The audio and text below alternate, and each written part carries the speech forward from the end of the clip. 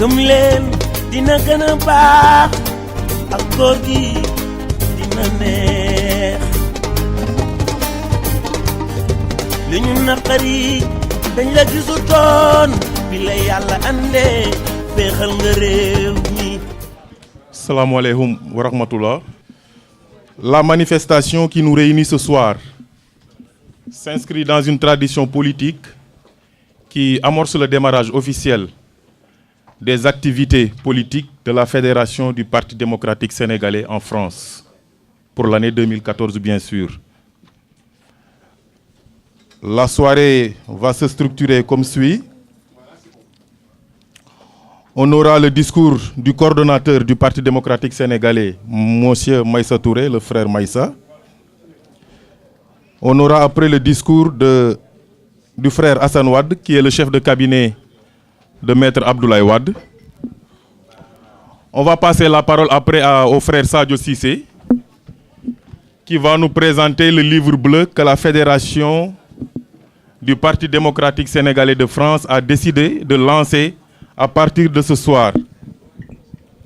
Et à la suite du frère Sadio Cissé, nous donnerons la parole au frère Damdien, qui va faire le résumé des propos du frère Sadio. Et après, on va ouvrir le débat. Donc, sans plus tarder, je vais passer la parole à Maïssa Touré. Merci, frère Ibrahima, de m'avoir donné la parole. Je commencerai d'abord par remercier nos frères et sœurs ici présents et nos invités à ce dîner-débat qui marque le lancement des activités de la Fédération PDS de France pour l'année 2014.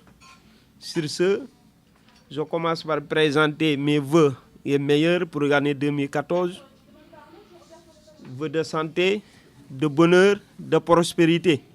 Et nous prions Allah subhanahu wa ta'ala, le tout-puissant, le miséricordieux, celui qui est capable de tout faire et de tout amener, nous débarrasse du tyran Macky Sall à la tête de notre pays le plus rapidement possible. Je sais qu'Allah nous attend et il le fera dans les meilleurs délais et dans les plus brefs délais, Inch'Allah. Donc sur ce, aujourd'hui nous lançons ce qu'on appelle le livre bleu. Parce que dans le combat politique, il y a le combat de la communication, il y a le combat du terrain, mais il y a le combat juridique. Aujourd'hui, comme vous le savez, le Parti démocratique sénégalais est attaqué par un pouvoir dont son seul but, c'est de démanteler le PDS, diminuer ses leaders, assouffer le pouvoir. Est-ce que nous avons le droit de croiser les bras? Je pense que non. Raison pour laquelle nous avons décidé de faire ce livre pour sensibiliser le maximum de personnes en Europe. Parce que nous sommes dans un monde globalisé. Un combat au Sénégal, il faut informer les Occidentaux. C'est eux qui ont soutenu ce tyran. Il est devenu président, il faut leur dire, pendant 2 ans, il n'a rien foutu au Sénégal que de tenter à humilier les gens. Donc, raison pour laquelle, comme le frère Sadio peut-être il dira, que la révolution de la Teranga ne tardera pas à se dérouler au niveau du Sénégal. Donc, ce qu'on vous demande, le combat du Parti démocratique sénégalais en France et d'une manière générale, dans un premier temps, c'est la libération sans condition de nos détenus politiques. Dans un premier temps, ça demande une mobilisation, ça demande une détermination des frères et des sœurs et l'ensemble des Sénégalais. L'autre jour, certains l'ont montré lorsque le tyran était en visite à Paris. Mais ça ne suffit pas. Ça ne suffit pas. Si nous ne voulons pas que le Sénégal soit comme la Centrafrique, ou le Sénégal soit comme l'Égypte, ou le Sénégal soit comme la Syrie, il faut qu'on se lève et qu'on se débarrasse de ce tyran. Pour le faire, ça ne demande que de la mobilisation et de la détermination. Et vous le savez, Macky Sall a ses CEK et ses, comment on les appelle encore, une milice armée pour faire face aux contestations du Parti démocratique sénégalais. Soit l'Occident prend ses responsabilités des armes, les ministres de Macky Sall, ou nos forces de sécurité et de défense qui ont l'obligation aujourd'hui de désarmer les ministres de Macky Sall, ou sinon la Fédération PDS de France avec les patriotes sénégalais iront à l'assaut de ces ministres parce que nous avons plus besoin de ce tyran à la tête de ce pays. Donc pour plus sans tarder, je remercie l'ensemble des frères et des sœurs ici présents qui ont répondu à notre appel. Le combat vient de continuer parce que nous voulons faire du Parti démocratique sénégalais en France un parti responsable, un parti composé de militants et de militantes déterminés dans le combat. Nous avons montré à la face du monde aujourd'hui que le PDS en France reste vivant et restera fort. Donc sur ce, je donne la parole au frère Diop. Nous tenons aussi à remercier la presse qui est présente ici. Nous avons Cheikh Sidou Silla de la RFM et de diaspora.fr. Nous avons Moussa Diop du Soleil. Il y a Tierno Diallo de l'Observateur et Cheikh Fall. Nous allons donner la parole au représentant du frère secrétaire général national, Maître Abdoulaye Wade, ici représenté par son chef de cabinet, Monsieur Hassan Wade, vous avez la parole. Tout d'abord, bonsoir. Je vous remercie pour cette invitation.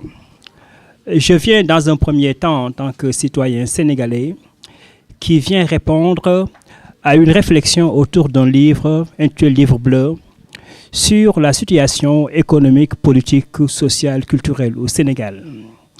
Et c'est un devoir. Lorsque un intellectuel ou bien un groupe se réunit pour faire un travail, c'est un devoir de venir écouter, entendre et participer à ce débat vaste et riche. Et je l'espère, ce débat sera républicain, dans le respect et dans la dignité. Et le combat, c'est au niveau des idées, c'est au niveau de la réflexion. Je pense que c'est ça la responsabilité d'un parti politique.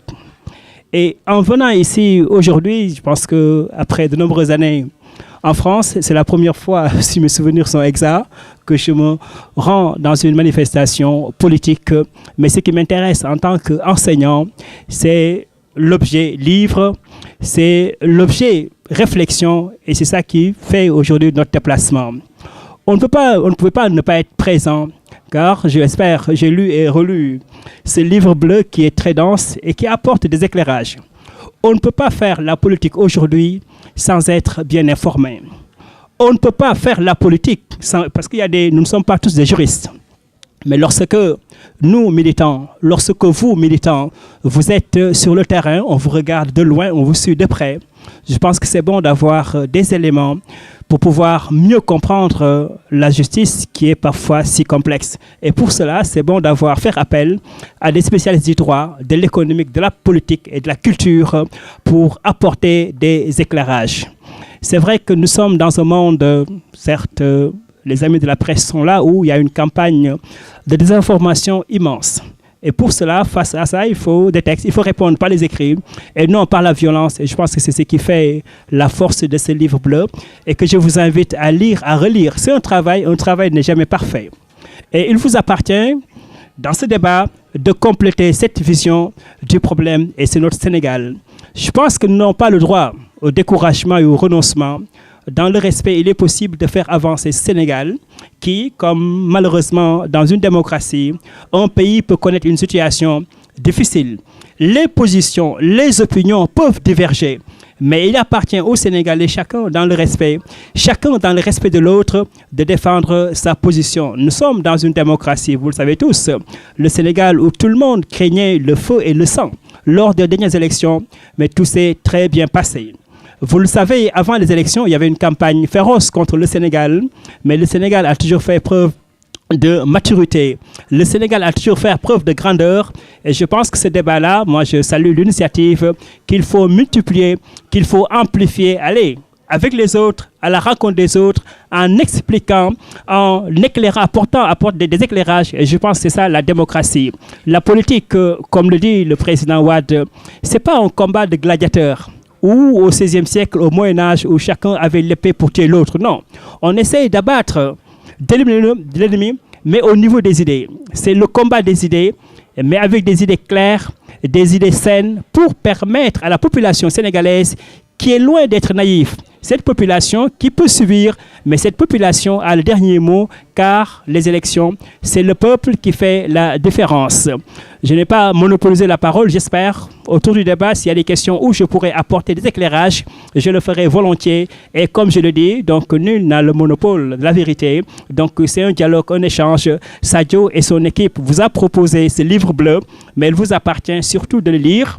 J'espère de le lire et de l'amender pour pouvoir aller faire le tour là où il faut et proposer ce que le Sénégal aujourd'hui. C'est vrai, en tant que citoyen sénégalais, lorsque notre pays traverse une crise sans précédent, lorsque nos frères et sœurs souffrent, il nous appartient être ici, ne pas être égoïste. Être ici, c'est surtout penser à ceux qui n'ont pas les moyens et à ceux qui ne travaillent pas.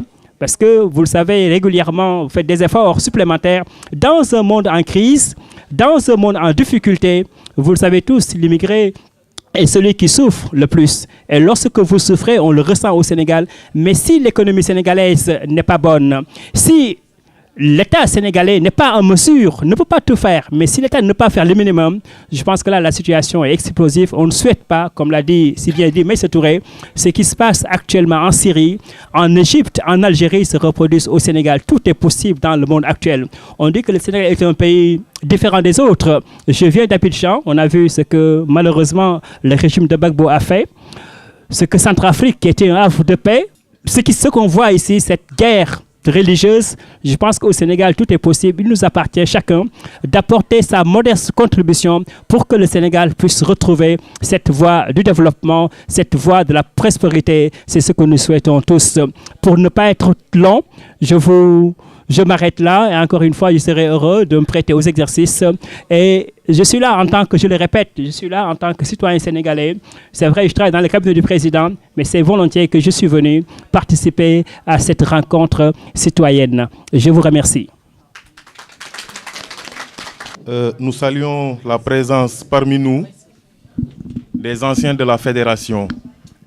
Il y a le doyen Fofana Bayo, d'ailleurs qui fait la fierté de la fédération. Malgré son âge avancé, il est toujours avec nous. Il y a le doyen Sissoko, qui nous accompagne dans nos manifestations. Il y a l'infatigable Pamane, qui est toujours là. Il y a le doyen Lam, qui est là aussi. Et nos braves dames de la fédération qui font aussi la fierté de la fédération. Il y a le frère Famara Diokou qui est toujours là avec toute l'élégance qu'on lui reconnaît.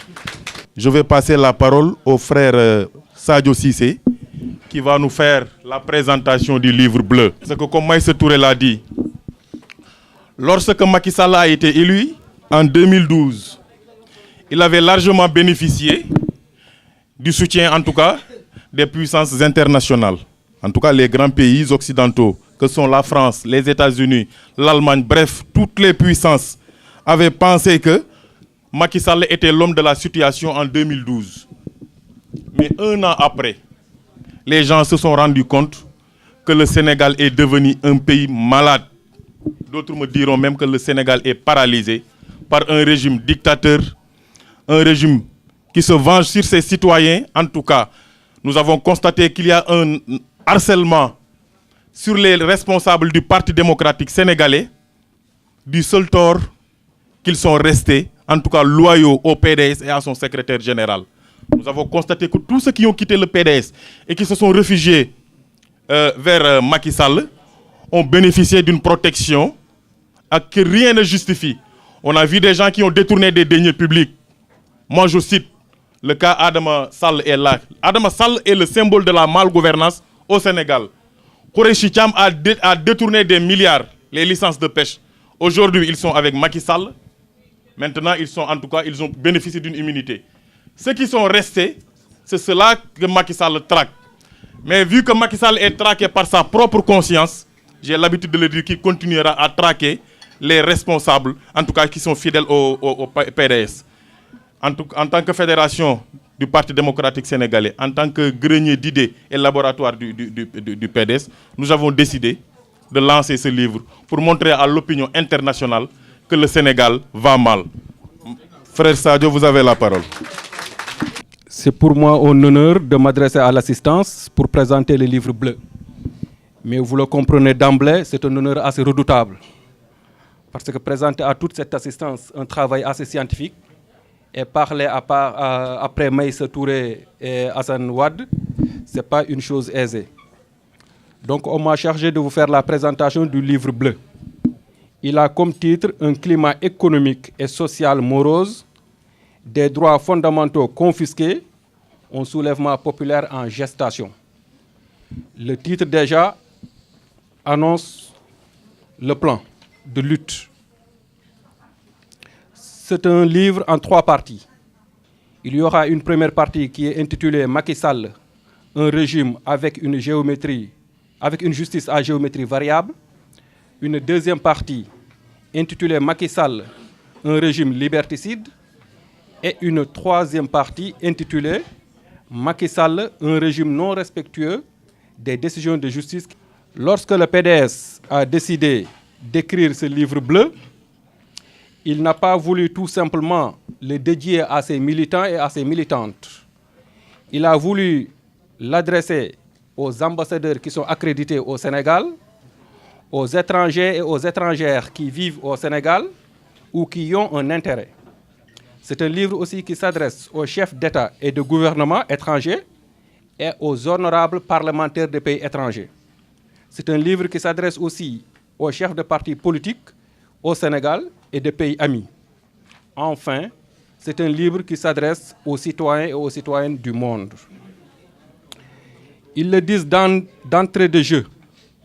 Ce livre a pour seul but d'attirer l'attention des Sénégalais et des Sénégalaises sur la situation qui prévaut au Sénégal.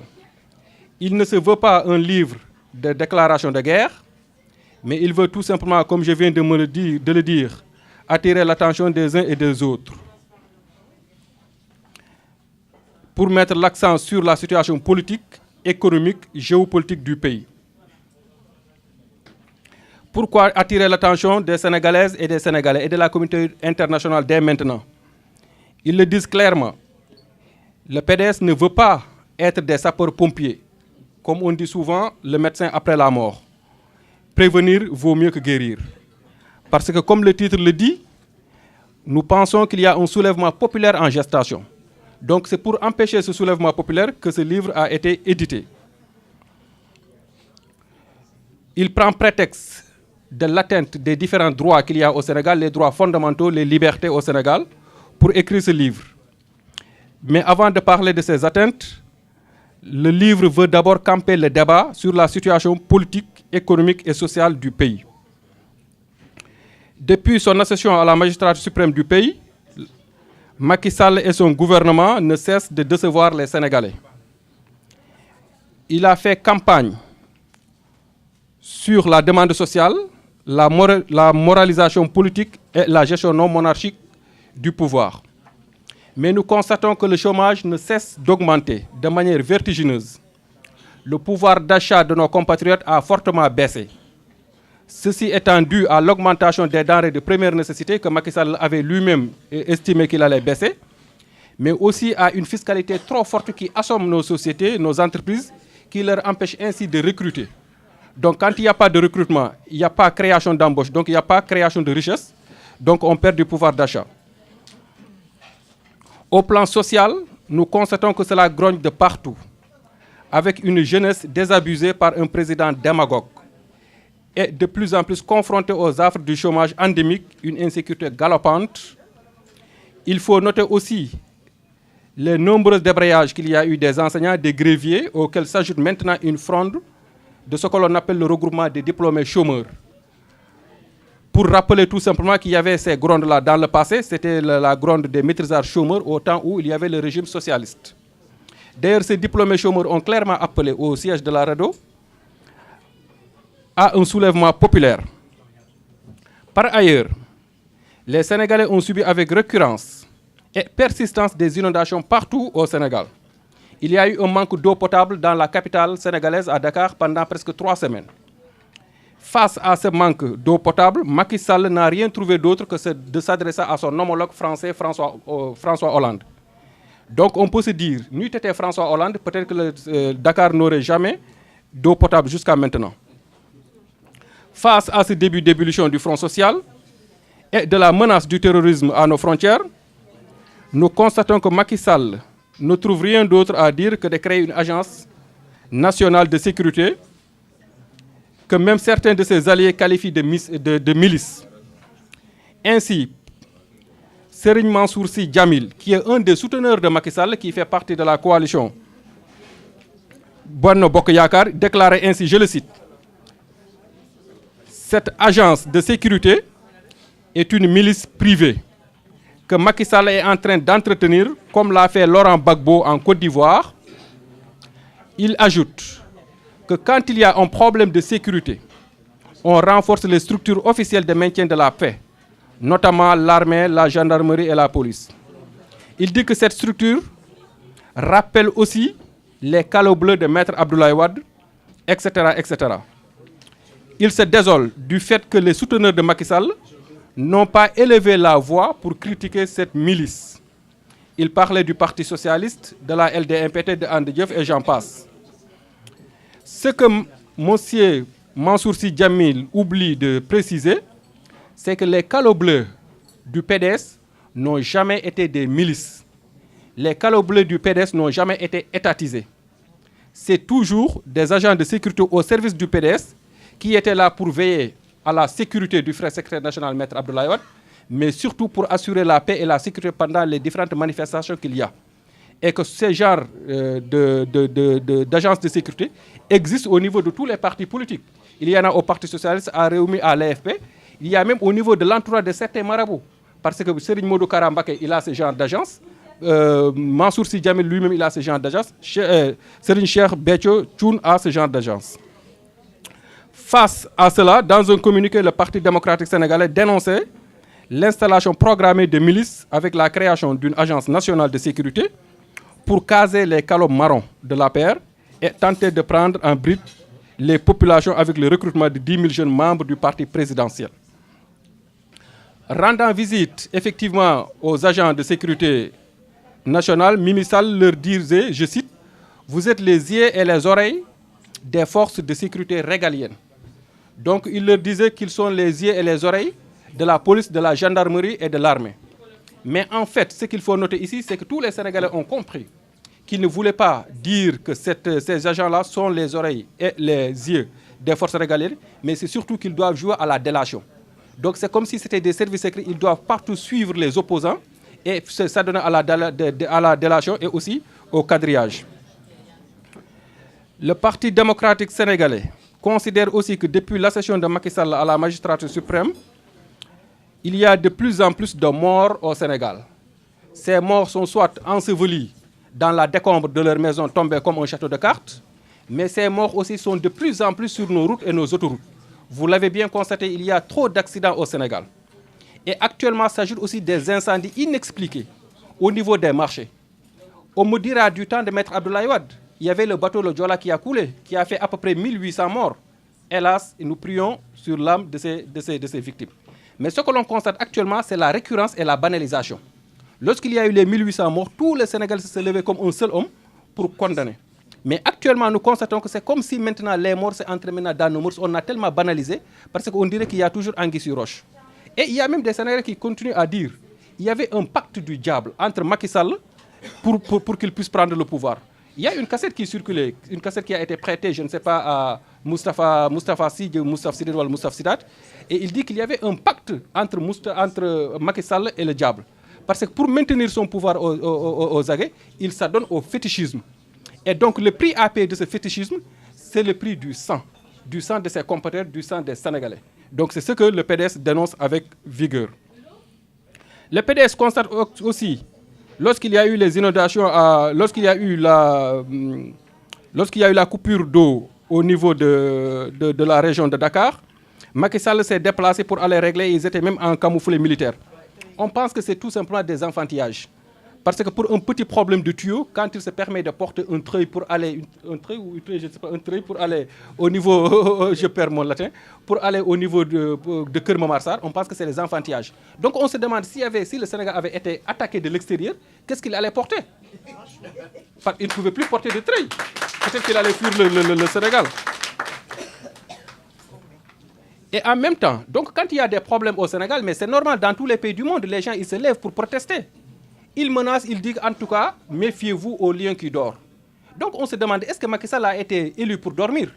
Si lui-même il reconnaît que c'est un lion qui dort, mais on n'a pas élu quelqu'un pour qu'il dorme. On l'a élu pour qu'il se réveille, pour qu'il nous réveille. Mais si celui qui doit nous réveiller se permet de dire que lui-même il dort, mais là il y a problème. Et encore en vertu de quoi dit-il aux Sénégalais de se méfier de lui parce qu'il est un lion? Mais le droit de la, quand on n'est pas content, on manifeste son mécontentement. Même si on est avec nos parents, si on n'est pas content, on est capable de dire à notre père qu'on n'est pas content. Surtout encore que le droit de la marche, le droit de revendiquer, le droit d'opinion, c'est un droit constitutionnel qui est reconnu dans notre constitution. S'il nous dit qu'on ne doit pas marcher, on ne doit pas se plaindre parce que tout simplement, il est un lion qui dort, on dit qu'il s'est vraiment trompé. On constate aussi un autre problème sur le plan scolaire et universitaire. Nous avons constaté que depuis l'accession de Macky Sall à la magistrature suprême, certaines bourses ont été coupées, ainsi que certaines aides. Et aussi, il a augmenté de manière exponentielle les droits d'inscription, qui sont passés souvent même du simple au double. Et Dame me disait que souvent, ça atteint même les 1000%. Les droits d'inscription qui étaient pour d'aucuns à 5 000 francs, actuellement c'est à 50 000 francs CFA. Ce qui crée une grogne. Les étudiants sont fâchés. Chaque jour, ils manifestent, chaque jour, ils cassent. On a même appris qu'ils ont brûlé complètement le rectorat et ils ont déclaré le professeur Bachir Diagne persona non grata au niveau de l'université. Macky Sall avait aussi fait campagne sur la bonne gouvernance et la moralisation de la vie publique. Mais le PDS estime qu'il est très mal placé pour parler de moralisation de la vie publique et de la bonne gouvernance. Parce que dès le début de sa magistrature, il avait nommé Youssou Ndour, que la plupart des Sénégalais aiment bien l'artiste Youssou Ndour. Mais lorsqu'il nommait Youssou Ndour en tant que ministre de la Culture et ministre du Tourisme, on pensait tout simplement que l'homme n'était pas fait pour le métier. Mais ce que nous déplorons, c'est dès sa prise de fonction, qu'est-ce qu'il a fait? Son premier acte était de virer complètement Mme Daba Sibi, qui était la patronne du BSDA. C'est un organisme qui était chargé donc, de veiller au conflit d'intérêts qu'il y a entre les différentes entreprises de musique et de culture. Donc quand on nomme Youssou Ndour, qui lui-même est connu pour être un businessman dans la culture et dans la musique, et il contrôle aussi l'organe qui est censé le contrôler en tant qu'artiste, on dit qu'il y a conflit d'intérêts. C'est un problème. Et que, comme je viens de le dire, son premier acte, c'était de virer Daba Sibi. Alors que dans le passé, Daba Sibi a toujours eu des problèmes avec Youssou Ndour. Parce qu'il a toujours épinglé Youssou Ndour pour fraude fiscale, parce qu'il avait l'habitude de vendre des cassettes, mais il déclarait moins de cassettes que ce qu'il avait vendu réellement. Et aussi au niveau de son organe qui s'appelle le RIPI, il foulait du pied donc le droit du travail. Donc on disait qu'il y avait problème sur ce plan-là. Et aussi même avec la nomination de son ancien Premier ministre Abdou Mbaye, la plupart des Sénégalais, ils avaient crié. On n'avait rien contre la personne de Abdou Mbaye, c'est quelqu'un de très compétent, il a fait ses preuves, etc. etc.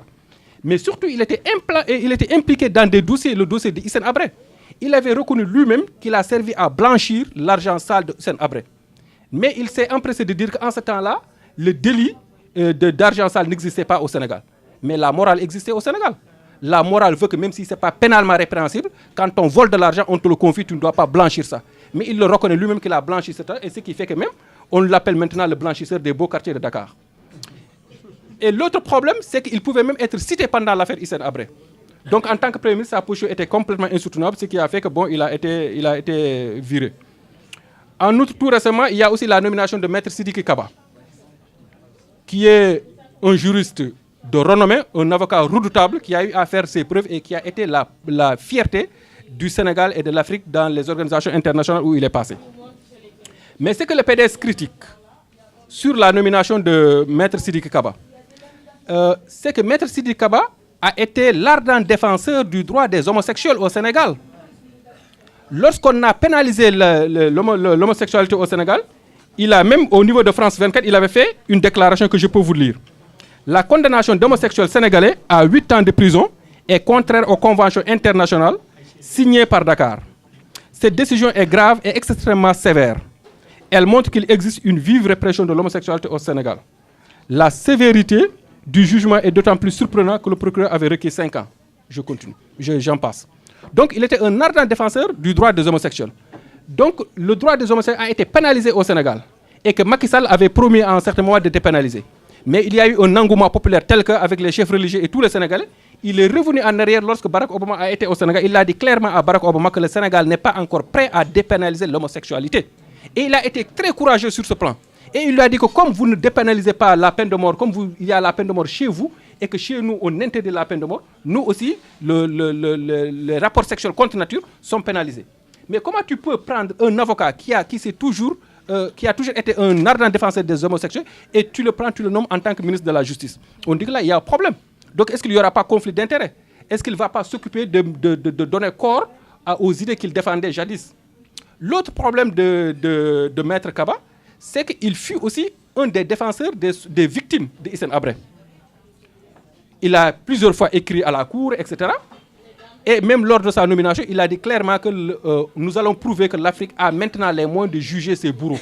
C'est comme s'il qualifiait déjà Hissène Habré de bourreau, alors que Hissène Habré bénéficie toujours de la présomption d'innocence.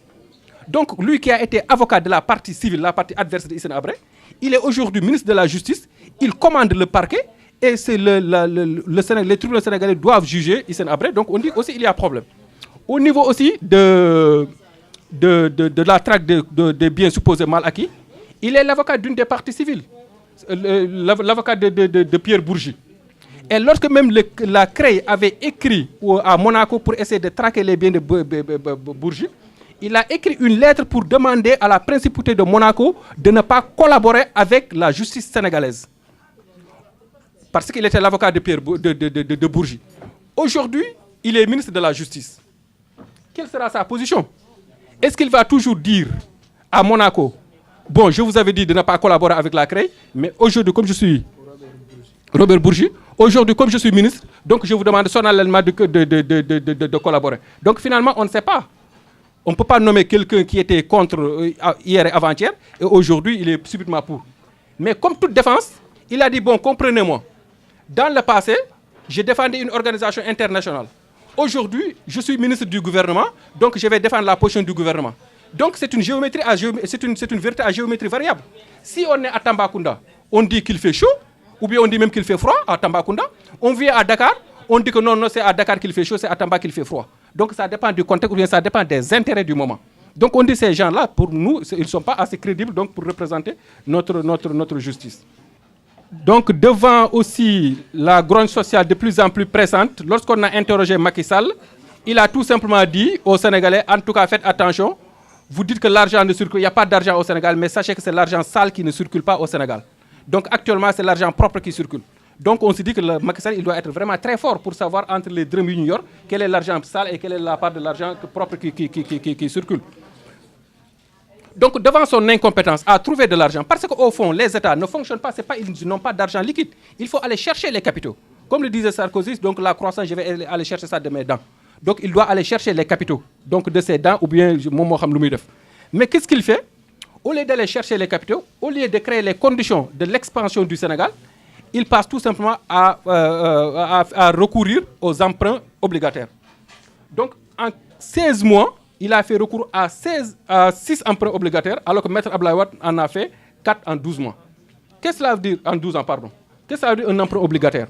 Un emprunt obligataire, c'est quand tu es dans l'incapacité maintenant de produire les richesses, tu vas emprunter de l'argent au niveau des barres de fonds, au niveau des sociétés, etc., etc. Mais à des taux vraiment qui peuvent être variables. Donc tu vas rembourser l'argent du capital, mais en même temps, tu vas aussi en même temps aussi rembourser les intérêts. Donc aujourd'hui, c'est comme si le Sénégal passe tout son temps à vivre par des emprunts. Et ça, c'est malheureusement les générations futures qui vont rembourser tout ça.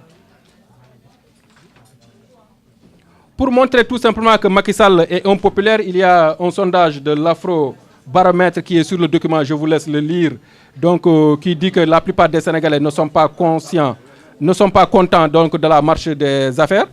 Ils n'ont pas confiance en lui. Ils désapprouvent ses méthodes. Et même actuellement, on commence même à dire que dëkk bi dafa Macky. donc dëkk bi dafa Macky, c'est-à-dire c'est à l'image de Macky Sall, parce que quand on le voit bien, il a un visage tellement antipathique, tellement renfrogné, que donc c'est pas tellement tendance à regarder, et que même le billet de 500 francs a été baptisé du nom de Macky Sall. Le billet de 500 francs, c'est le plus petit billet qu'il y a au Sénégal. Donc, amul kenn solo. Donc, c'est un billet qui n'a aucune importance, qui ne peut rien pour personne. Comme pour dire, Macky Sall, on n'a pas confiance en lui. Macky Sall ne peut rien apporter aux Sénégalais. Donc, cette partie-là, c'était juste pour camper le débat sur le plan économique, social. J'ai fait un peu le résumé. Donc, le but du sujet, c'était juste de parler des atteintes aux droits de l'homme. Parce que le livre, en quelque sorte, son but, c'est ça. La première partie, un régime avec une justice à géométrie variable. Nous avons pris deux exemples.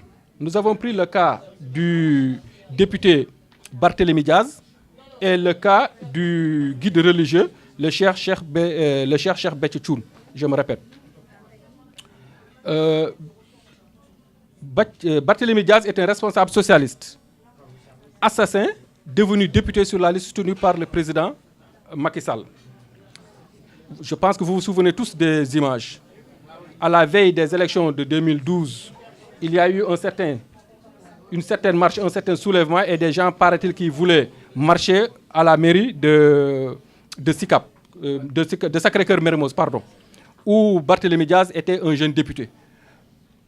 Il a voulu se faire justice à lui-même, donc il a sorti des fusils, donc il a tiré sur des militants et des sympathisants du PDS. Et en ce moment-là, il déclarait ceci. Comme ils sont venus pour se battre, on ne pouvait pas les laisser repartir sans avoir le plaisir d'avoir gagné leur argent. Ce ne sont évidemment pas des jeunes du PDS. Le PDS n'a plus de jeunes. Ce sont des nervis. Je reconnais avoir ouvert le feu et pense avoir touché 3 personnes. J'espère qu'elles ne sont que blessées. Allez voir dans les hôpitaux. S'ils sont décédés, je présente mes condoléances à leurs parents. Abdoulaye Wade avait dit, œil pour œil, dent pour dent. Je lui souhaite la bienvenue au Far West. Ça, c'est clair. Il a assassiné et il a reconnu lui-même avoir assassiné. Et il y a les preuves de l'assassinat parce qu'il y avait une télévision de la place qui a montré ces images. Mais qu'est-ce qui s'est passé? À l'entre-deux tours des présidentielles, lui, c'est un jeune responsable du Parti Socialiste. Le Parti Socialiste a signé un pacte avec Macky Sall pour soutenir Macky Sall. Et comme par enchantement, donc il avait été arrêté d'abord avant tout, donc par le procureur Diagne, et il devait même être traduit devant la cour d'assises. Il a fait plusieurs demandes de liberté provisoire. Ces demandes de liberté provisoire n'ont jamais été acceptées. Donc à l'entre-deux tours, donc, le PS a soutenu donc, Macky Sall. Et comme par enchantement à l'approche des élections législatives, donc Barthélémy Diaz a été investi sur les listes législatives et il est élu député. Aujourd'hui, il est député à l'Assemblée nationale. La justice ne peut pas l'entendre, sauf à essayer de lever son immunité parlementaire. Et jusqu'à présent, le ministre n'a pas demandé à ce que son immunité parlementaire soit levée. On prend un autre cas qui est le cas de Cheikh Béthio Thioune. C'est un marabout qui est connu pour être ami de certains hommes politiques. Il a soutenu Maître Abdoulaye Wade en 2007 et aussi en 2012. Donc il y a une bagarre qui avait eu lieu donc, dans sa demeure. Et bagarre, à la suite de cette bagarre, donc, il y a eu 2 morts qui sont Bara Sow et Ababakar Diagne, paix à leur âme. Le marabout a été inquiété. Le procureur l'a reçu, il a été mis sous mandat de dépôt. Il a toujours clamé son innocence. Il a dit qu'il n'a jamais donné l'ordre de tuer. Il n'était pas complice. Et parmi les gens qui ont été pris comme étant les exécuteurs, aucun d'eux n'a mis en cause de manière formelle le marabout. Malgré tout, il a été mis sous mandat de dépôt et il a été enfermé. Pendant plusieurs mois, il a demandé une liberté provisoire pour aller se soigner en France. Le gouvernement a refusé de manière systématique. Il a fallu que les Tchantakoun, c'est-à-dire ces talibés, fassent une grande mobilisation avec les gens épris de justice pour qu'ils mettent Thiès, je crois, à Dakar, à feu et à cendre, donc pour qu'il soit libéré, pour qu'on puisse le permettre d'aller se soigner à Paris. Et ce qu'il faut dire, il bénéficie juste d'une liberté provisoire. À son retour à Dakar, il n'est toujours pas en prison, mais il a toujours cette liberté provisoire. Donc on lui a interdit tout. Il n'a pas le droit de faire des chants. Il n'a pas le droit d'assister à des manifestations de grande envergure. Donc il a perdu presque toutes ses libertés. Celui-là, il n'y a aucun élément qui peut corroborer son implication dans ce meurtre. On lui dit, tu es toujours en prison, ou tu es toujours poursuivi. Celui qui dit que j'ai tué, les images sont là, on le récompense. On dit que tu es député. Donc c'est pour ça qu'on dit qu'il y a une justice à géométrie variable. Donc pour passer sous silence, j'attaque la partie 2 qui est Macky Sall, un régime liberticide. Liberticide, c'est un régime, c'est-à-dire qui s'attaque à nos libertés fondamentales et aussi à nos droits qui sont reconnus par la Constitution. Avant qu'il ne vienne au pouvoir, il avait décidé donc de ressusciter la CREI, qui est la Cour de répression de l'enrichissement illicite, qui avait été créée par Abdou Diouf en 1981. Donc pendant la campagne, il avait dit que s'il vient, donc de toute façon, il va ressusciter cette CREI. Donc on a fait un grand à l'historique de création de la Cour de répression de l'enrichissement illicite. Je vais passer très rapidement. C'est une cour qui avait été créée par Abdou Diouf. Parce qu'en 1981, lorsque Abdou Diouf est venu au pouvoir, lorsqu'il venait au pouvoir, en principe, c'est le président de l'Assemblée nationale qui devait remplacer le chef de l'État quand il démissionne ou bien quand il y a empêchement. Senghor a modifié la constitution du Sénégal pour dire qu'actuellement, son remplacement en cas d'empêchement ou en cas de démission, ça doit être le Premier ministre. Donc, il a nommé Abdou Diouf Premier ministre. Donc, ensuite, il a démissionné, Abdou Diouf l'a remplacé. Donc, il a hérité du pouvoir. C'est une dévolution monarchique du pouvoir, ce qu'on reprochait à Maître Abdoulaye de vouloir faire avec Karim Wade, alors qu'il n'a jamais été question de ça. Donc, il a hérité du pouvoir. Mais en 1981, Abdou Diouf était un homme politique lambda. Il n'avait pas un charisme international. Il n'avait pas de base. Il y avait des caciques du PS qui lui refusaient sa légitimité au niveau du Parti socialiste. Donc, mais il fallait qu'il gouverne avec ces gens-là. Donc, qu'est-ce qu'il devait faire? Il y a eu deux tendances. Les uns lui ont dit que, bon, Abdou Diouf, tu crées ton parti parce que le Parti socialiste, il est dominé par tes adversaires, tes détracteurs. Tu ne pourras jamais avoir le parti à ta guise. D'autres lui ont dit que non, tu ne peux pas scier la branche sur laquelle tu es assis. Donc, il faut essayer de maintenir le Parti socialiste, mais en même temps créer la cour de répression de l'enrichissement illicite. Parce que la plupart de tes détracteurs, ils sont enrichis illicitement. Donc, tu vas les suivre à la justice et tu vas les mettre en prison. Ou bien, même si tu ne les mets pas en prison, de toute façon, ce sera une manière de les apeurer. Donc, il a pris cette tendance-là, donc il a créé la cour de l'enrichissement illicite. C'est ça qui a amené la cour, parce qu'il souffrait d'une certaine légitimité au niveau du Sénégal. Donc, il a créé cette cour arbitraire donc, pour pouvoir apeurer ses adversaires. Cette CREI a fonctionné, mais au fond, il y a eu beaucoup de bruit, mais il n'y a pas eu beaucoup d'arrestations. Il n'y a aucun ministre qui a été arrêté. Il n'y a aucune personnalité de grande envergure qui a été arrêtée. On a arrêté juste, je pense, des directeurs de sociétés. Et puis, bon, après, ça n'a pas trop prospéré. Mais Abdou Diouf a constaté quand même avec cette CREI-là, parce qu'on soupçonnait tout le monde. Il suffisait que tu aies une belle voiture, ou bien que tu aies une belle maison, ou bien que tu voyages un peu partout, que les gens viennent te soupçonner, on dit que ah non, tu t'es enrichi, donc illicitement. Donc les investisseurs même se cachaient. Ils ne pouvaient pas montrer des signes extérieurs de richesse. Donc ils ne pouvaient même pas investir. Ils se disaient, si on investit, peut-être qu'on sera poursuivi. Donc par conséquent, après quelques années de fonctionnement, Abdou Diouf a décidé de mettre en veilleuse cette cour. Abdoulaye Wade, il est venu, il n'a jamais voulu ressusciter cette cour, parce que tout simplement, il n'en avait pas besoin. Il avait une certaine légitimité, parce qu'on le connaît, c'était un opposant historique. Donc il est venu au pouvoir pour la preuve de manière démocratique, et ça a été salué un peu partout. Et il a un aura international qui lui permettait de dominer la plupart de ses adversaires. Donc il n'avait pas besoin de cette cour. Et en plus, Maître Abdoulaye, c'est un juriste. Il ne peut pas cautionner une cour d'enrichissement illicite qui ne reconnaît pas les droits de la défense. Il ne pouvait pas le faire. Parce que pendant sa carrière d'avocat, il a toujours critiqué ça. Et surtout, c'est une cour aussi qui ne reconnaît pas le double degré de juridiction. Donc, Abdoulaye Wade n'a pas jugé nécessaire de ressusciter cette cour. D'autant plus aussi qu'il y avait d'autres organisations qui pouvaient nous permettre de poursuivre certains délinquants financiers, donc sans recourir à la cour. Donc, il y a l'IG, etc., etc. Il y a maintenant la résurrection de la cour par Macky Sall. Le PDS a dit dans ce document que l'histoire a bégayé. Ce qui était arrivé à Abdou Diouf est presque arrivé à Macky Sall. Parce que Macky Sall est arrivé au pouvoir comme par hasard. Il ne croyait peut-être pas qu'il serait président. Une fois il est président, il fallait qu'il gère. Donc qu'est-ce qu'il fallait faire? Il n'a pas de légitimité. Il n'a pas cette légitimité historique de Moustapha Niasse, il n'a pas cette légitimité historique de Djibo Leyti Ka, il n'a pas cette légitimité de Tanor Dieng. C'est un parti qui a fait, je ne sais pas, 3 ans de trucs, donc ils n'ont pas de militants, c'est un parti qui n'était même pas structuré. Donc lui aussi, il a voulu se servir de cette CREI-là pour pouvoir emprisonner ses adversaires, c'était tout. Et aussi éliminer certains adversaires politiques. Mais le PDS pense que, au fond, Macky Sall a ressuscité la CREI, c'était tout simplement pour s'attaquer à un adversaire qu'il pense redoutable, qui est Karim Meïssa Wade. Alors qu'au fond, aucune instance du PDS ne s'est réunie pour dire que Karim Wade sera leur candidat aux élections de 2017, si élection il y aura en 2017.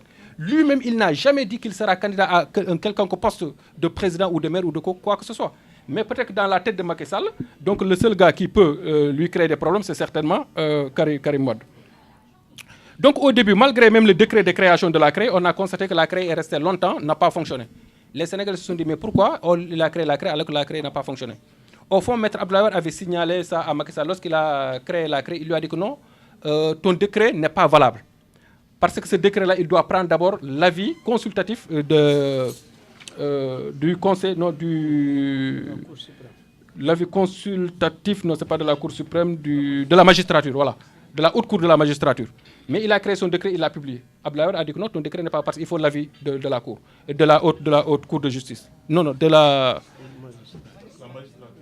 magistrature. Donc il l'avait pas fait, donc il était obligé de reprendre le décret pour prendre un autre décret et prendre l'avis de ces gens-là. En outre, avec la loi 84-19 du 2 février 1984 fixant l'organisation judiciaire de la CREI et de l'organisation judiciaire au Sénégal, cette loi organique n'a pas repris la CREI. Donc, à un certain moment, beaucoup de gens se sont dit, donc est-ce qu'au fond, la CREI existe même dans l'ordonnancement juridique du Sénégal? Est-ce qu'elle n'a pas été abrogée?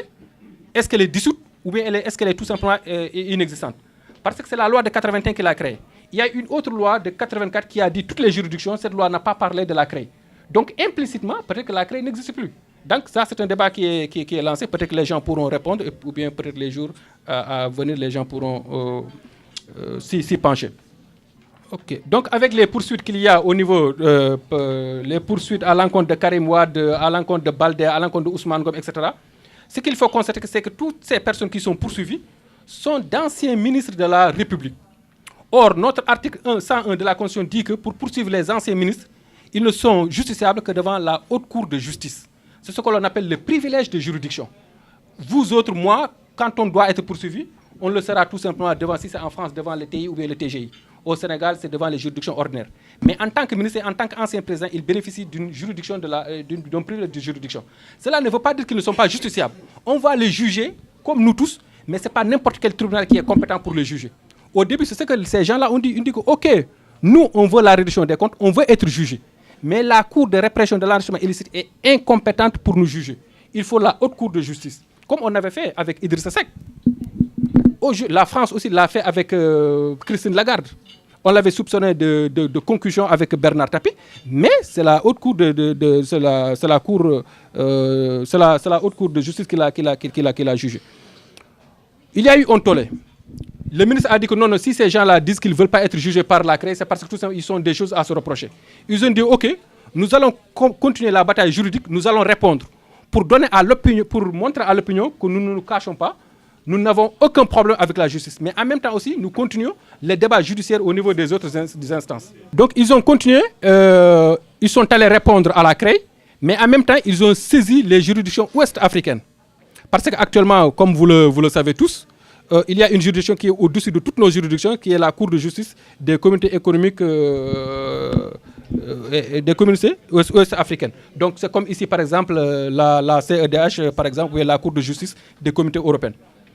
Donc ils ont porté leur affaire là-bas pour dire à cette Cour que le Sénégal est en train de violer nos droits. Parce que tout simplement, le procureur qui est en train de nous entendre aujourd'hui, il est incompétent, il ne doit pas nous juger, c'est la haute cour qui doit nous juger.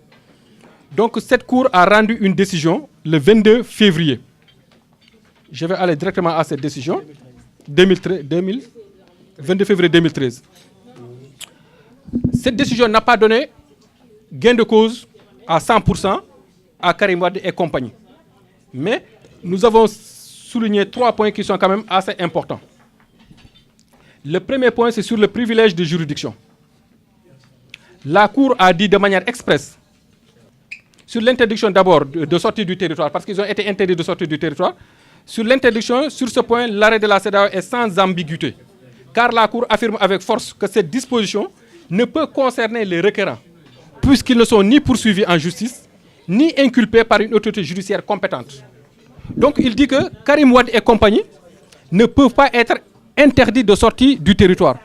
Parce que pour cela, il faut qu'il y ait une juridiction, il faut qu'il y ait des juges compétents qui puissent décider de cela. Alors qu'en l'espèce qu'il avait décidé, c'est le procureur de la CREI. Le procureur de la CREI, il n'est pas compétent pour participer à cette justice. Donc c'est la haute cour de justice qui était compétente. Donc voilà ce que la Cour a dit sur ce point. Sur le privilège de juridiction, la Cour a dit que le rôle de poursuite incombe à la haute cour de justice. Donc c'est ça, la cour de la CEDEAO confirme aussi Donc les avocats de Karim Wade, Ousmane Ngom et compagnie, donc c'est pas à Ndao, au procureur Ndao de poursuivre donc les anciens ministres. Donc c'est à la haute cour de justice. Sur la violation de la présomption d'innocence, parce qu'il y a un principe général en droit, tant que notre culpabilité n'a pas été reconnue par un tribunal libre et indépendant, on est présumé être toujours innocent. Avant même que ces gens-là ne soient jugés, le procureur Ali Ndoye, il avait donné une conférence de presse où il avait accusé nommément les dignitaires de l'ancien régime de s'être enrichis. Il avait même annoncé une somme. Mais comment se fait en tant que procureur de la République, tu es en train de chercher peut-être des preuves de culpabilité, tu reconnais à la presse que ces gens-là, ils sont enrichis, donc je vais les poursuivre. Donc la cour de la CEDEAO a dit que non, vous avez violé leur présomption d'innocence. Donc ça aussi, il a cassé l'arrêt sur ce plan-là. Après cette décision, qu'est-ce qui s'est passé? Avant même cette décision déjà, si vous vous souvenez, le porte-parole de la présidence avait dit que de toute façon, la CEDEAO, c'est la cour de la CEDEAO, c'est la cour de la CEDEAO. Donc si cette cour rend une décision qui ne nous est pas favorable, on ne va pas l'accepter. C'est comme si tu vas au tribunal, tu dis que bon, de toute façon, moi j'y vais pour la forme. Si on me donne raison, je vais me battre pour que ça soit appliqué. Si on ne me donne pas raison, donc je ne vais pas appliquer. C'est le porte-parole de la présidence qui le dit. Et même le représentant judiciaire de l'État aussi l'avait dit. Je pense que c'était un Gassama à un certain moment. Il a dit que de toute façon, bon, nous on attend de voir. Et sur ce plan, on dit que pour la première fois, Macky Sall a tenu promesse. Parce qu'au moins, la Cour a donné tort au Sénégal et que Macky Sall n'a pas respecté la décision de la Cour. Sur ce plan, Macky Sall a tenu sa promesse. Maintenant, il se passe un problème. Notre ministre de la Justice d'alors, qui était Aminata Touré, elle avait clairement dit que nous n'avons pas d'injonction à recevoir de la Cour. C'est un ancien ministre de la Justice qui l'a dit. Sur ce point, c'est un problème purement technique, un problème de droit, qu'on a intitulé l'obligation d'exécuter les arrêts de la Cour de justice de la CEDEAO. Il y a un principe général en droit qui veut qu'une décision rendue par un pays étranger ne sera pas appliquée par un autre pays étranger, sauf s'il bénéficie de ce qu'on appelle un exéquatur. De manière plus concrète, si le juge français rend une décision ici contre un Sénégalais, cette décision-là ne sera pas applicable au Sénégal, parce qu'en vertu du principe de souveraineté. Sauf s'il y a maintenant ce qu'on appelle un exéquatur. Un exéquatur, c'est quoi? C'est-à-dire, c'est une justice étrangère qui rend une décision, qui dit que moi, j'ai rendu une décision, mais cette décision, elle ne peut pas être appliquée en France. Il faut qu'on l'applique, par exemple, dans un pays tiers comme au Sénégal. Le juge sénégalais, celui qui bénéficie de cette décision, il va au Sénégal, il dit, en tout cas, toi, juge de l'application, voilà, j'ai bénéficié d'une décision favorable de la France qui est entrée en force de choses jugées. C'est-à-dire tous les voies de recours sont finies, soit que toutes les juridictions ont été vues à la truc ou bien qu'il y a eu un écoulement de temps. Maintenant, c'est une décision qui doit être appliquée au Sénégal. Comment je vais faire? Parce que c'est votre compatriote qui doit appliquer. Le juge sénégalais, il n'est pas obligé de le faire.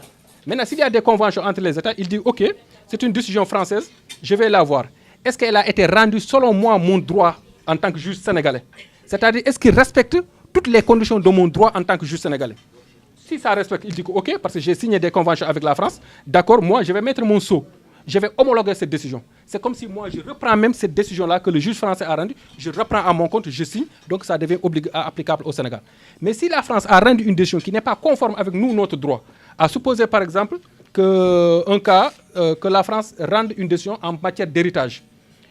Ils disent que Maïssa Touré s'est marié avec Fatimata Bokoum, par hasard, et que Maïssa Touré a eu un enfant naturel avec Aïcha.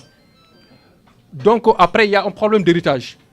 Le fils ou la fille d'Aïcha a le droit d'hériter, parce que c'est un enfant adultérin, c'est un enfant naturel. En France, il a le droit d'hériter, mais au Sénégal, il n'a pas le droit d'hériter. Parce qu'en France, il n'y a pas de droit d'héritage pour les enfants nés hors mariage. Alors qu'en France, il y a.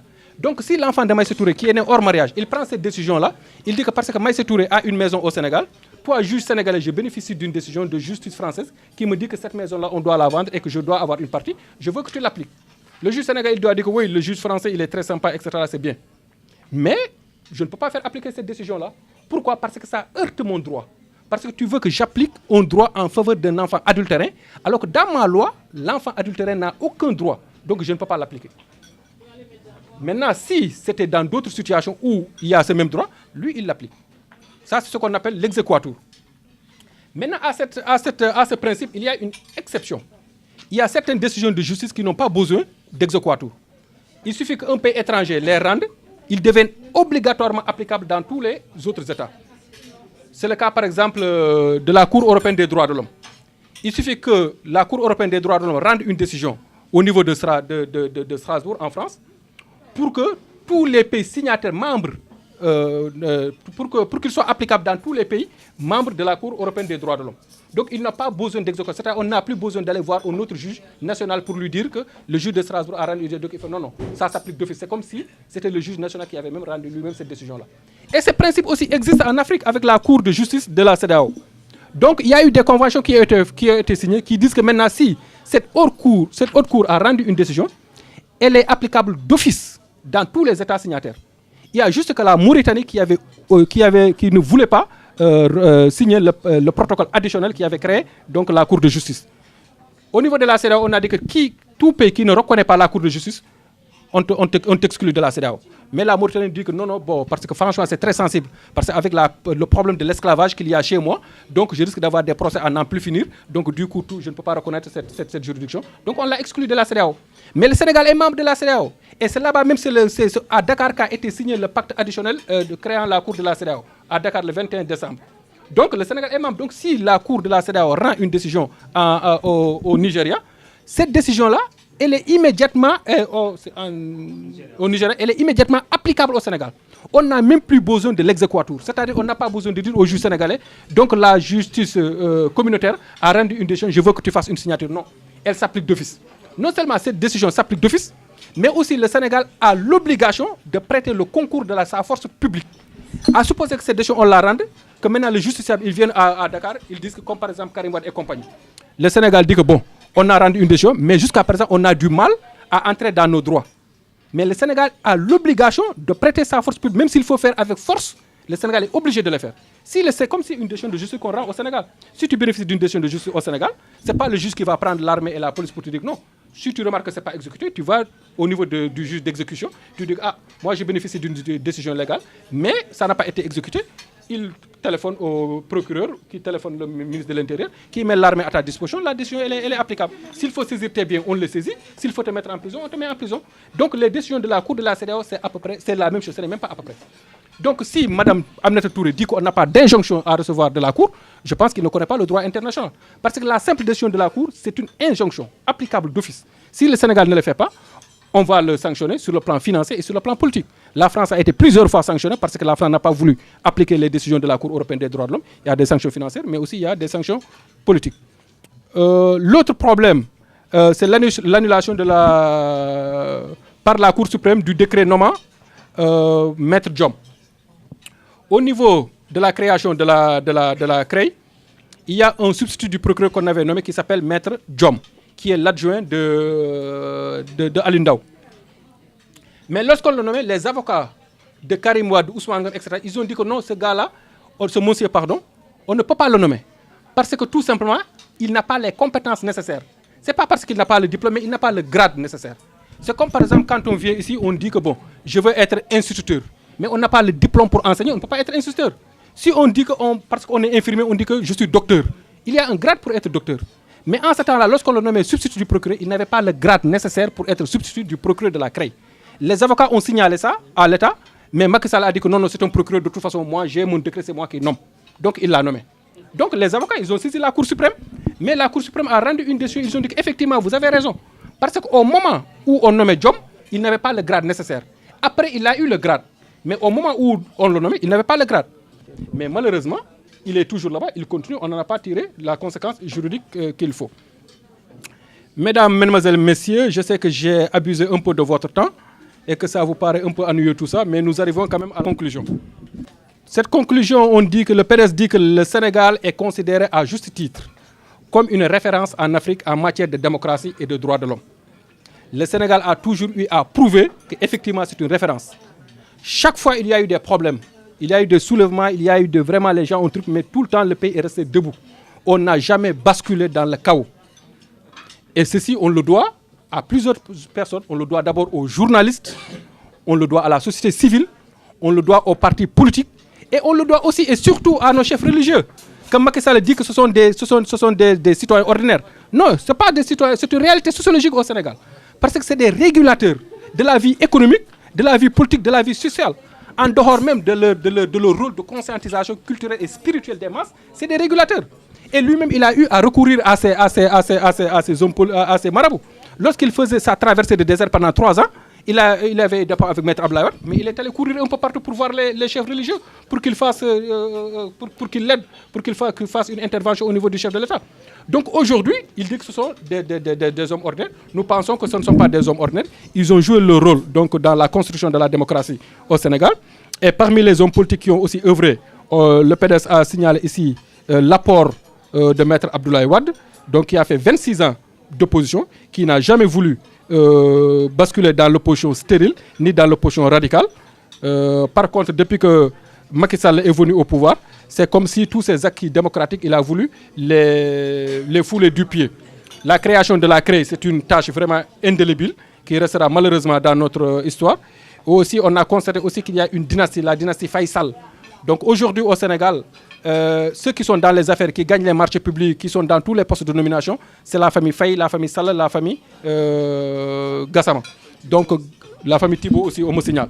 Donc la famille Sall, Faye, c'est la famille de Madame Faye, l'épouse du chef de l'État. La famille Gassama, c'est l'homonyme de Macky Sall, parce que le père de Macky Sall était chauffeur de Macky Gassama qui fut maire de Fatick. Donc lui, c'est sa famille aujourd'hui. Et donc la famille Sall, donc c'est la famille du chef de l'État. Donc face à ce régime dynastique, impopulaire, corrompu, budgétivore et démocraticide, il ne reste plus au peuple sénégalais qu'une seule alternative. Et ça, ce n'est pas le PDS qui le dit. C'est la résistance physique à l'oppression. Comme le dispose l'article 2 de la Déclaration des droits de l'homme et des citoyens. Cette déclaration, le Sénégal a signé cette déclaration, elle fait partie de la Constitution du Sénégal, comme la France aussi a signé cette déclaration. Cette déclaration, qu'est-ce qu'il dit? Je la lis. Le but de toute association politique est la conservation des droits naturels et imprescriptibles de l'homme. Ces droits sont la liberté, la propriété, la sûreté et la résistance à l'oppression. Donc c'est la Constitution du Sénégal même qui dit, quand tu es opprimé, il faut résister. Donc c'est ça que le PDS reprend. Le PDS pense qu'aujourd'hui nous sommes opprimés de tous bords, donc il faut résister. Donc, devant l'entêtement du président Macky Sall, la Fédération PDS de France appellera à un soulèvement dit révolution de la Teranga. Il y a eu révolution dans les pays arabes, il y a une révolution de velours donc dans le Caucase, il y a eu des révolutions au niveau de l'Espagne, au niveau de la Grèce. Si Macky Sall continue à emprisonner, donc de manière maladroite, de manière injuste, donc les leaders de l'opposition, ou bien tout simplement les forces vives de la nation, comme par exemple le cas de Sidi Lamine Niasse, pour avoir dit tout simplement ce qu'il pense, le PDS appellera et prend ses responsabilités, appellera à une révolution de la Teranga. Comme le disait le prix Nobel Desmond Tutu, il a dit si tu es neutre en situation d'injustice, c'est que tu as choisi le cas de l'oppression. Donc le PDS ne veut pas choisir le camp de l'oppression. C'est pour cela que le PDS dira ce mot.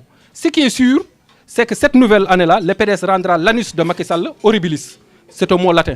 Ce n'est pas des insultes, mais c'est un mot latin qui veut dire que l'anus de Macky Sall sera horribilis. Donc, mesdames, mesdemoiselles, messieurs, je vous remercie de votre aimable attention. Et je suis désolé d'avoir été très long. Merci. Merci, frère Sadio, pour la clarté et la pertinence de tes propos. Je donne la parole à notre sœur, Madjigen. Bonsoir, mesdames et messieurs. Je pense que la parité que nous avions acquise avec Maître Wade, je pense que c'est révolu. Et le président Macky Sall est revenu là-dessus. Et que nous, femmes, nous sommes reléguées au second plan. Rien qu'à voir la constitution du gouvernement, comment les choses se décident au Sénégal, on sent que la femme n'a plus la place qu'elle avait, la place que Maître Wade nous avait donnée avant. Ça, je l'ai constaté. J'ai constaté aussi qu'au niveau des soins, dans les hôpitaux, les médicaments et tout est allé en lambeaux. Et tout ça, c'est en fait de la politique de Macky Sall qui ne pense qu'à sa famille, qu'à son entourage. Donc j'aimerais que nous, femmes, que nous levions aussi, que nous crions haut et fort de retrouver nos droits, de recouvrir nos droits.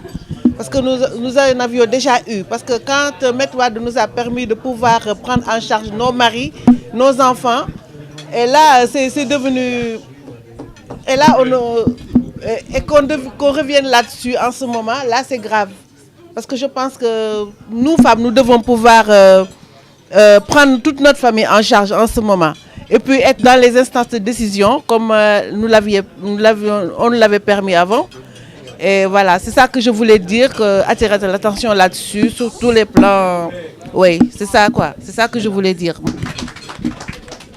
Nous donnons la parole au doyen Fofana. Moi maintenant, en tant que doyen ou les jeunes, je vous accompagne. Mais seulement c'est pour vous signaler au Sénégal, rien ne va. Ce qui me tracasse, ce qui me fatigue. Tout ce qu'Abdoulaye Wade a fait pour Macky Sall, il n'est pas reconnaissant avec lui. Ah non, comme qu'on dit, grâce au bon Dieu et grâce à Abdoulaye Wade, que Macky Sall il est au pouvoir aujourd'hui. Il est nommé président de la République. Il y a un proverbe, quand l'arbre il tombe, il devrait tomber avec ses branches. Mais ce n'est pas le cas d'Abdoulaye Wade. Vraiment, on ne l'a pas rendu sa monnaie. Les gens qui n'ont même pas de vélo, ni de mobilette, et ils se rendent tout de suite dans les 4x4.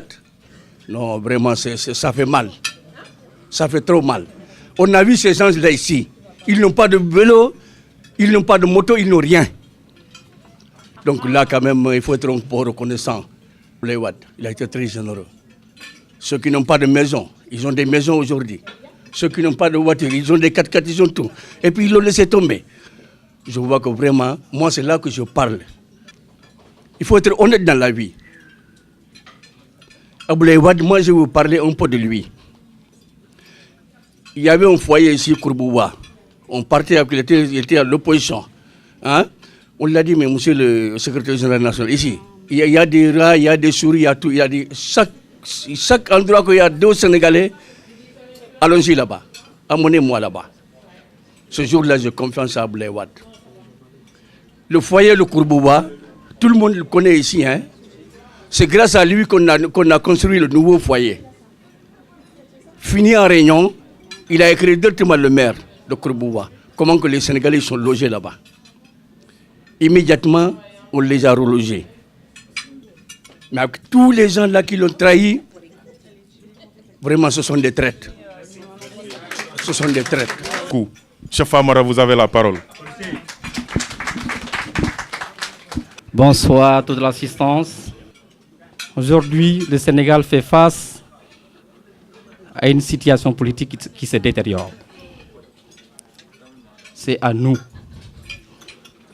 se lever pour apporter notre contribution. Je m'en réjouis encore une fois aux initiateurs de cette rencontre pour se faire entendre par rapport au climat social, au climat politique maussade et morose au sein du microcosme politique sénégalais. Car Macky Sall et son procureur de l'APR, Aliou Ndao, ont eu l'occasion de servir le Sénégal pour imputer le Sénégal de tous ces dysfonctionnements institutionnels, pour mettre en péril notre démocratie et notre République. Pour vous dire aujourd'hui, tous les Sénégalais,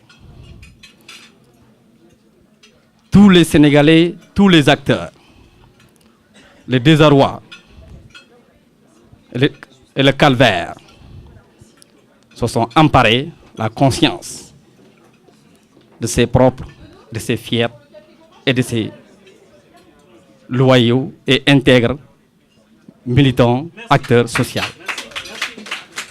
À l'heure actuelle, le Sénégalais, le ton monte, les mots claquent comme une porte qui se ferme. La colère gronde, la grogne monte, le calvaire et le désarroi plane. Nous sommes tenaillés. Merci. Merci frère Famara. Ibrahima John, vous avez la parole. Bon, je crois qu'il est important de rappeler au peuple sénégalais et à l'opinion internationale le but de notre combat.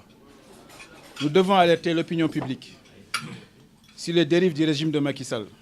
Et ce soir encore, c'est une occasion pour moi et pour tous mes frères de partis réunis dans ce lieu pour présenter le livre bleu. Nous savons tous que les révoltes dans la plupart des sociétés, c'est dû au soulèvement du bas peuple, des déshérités.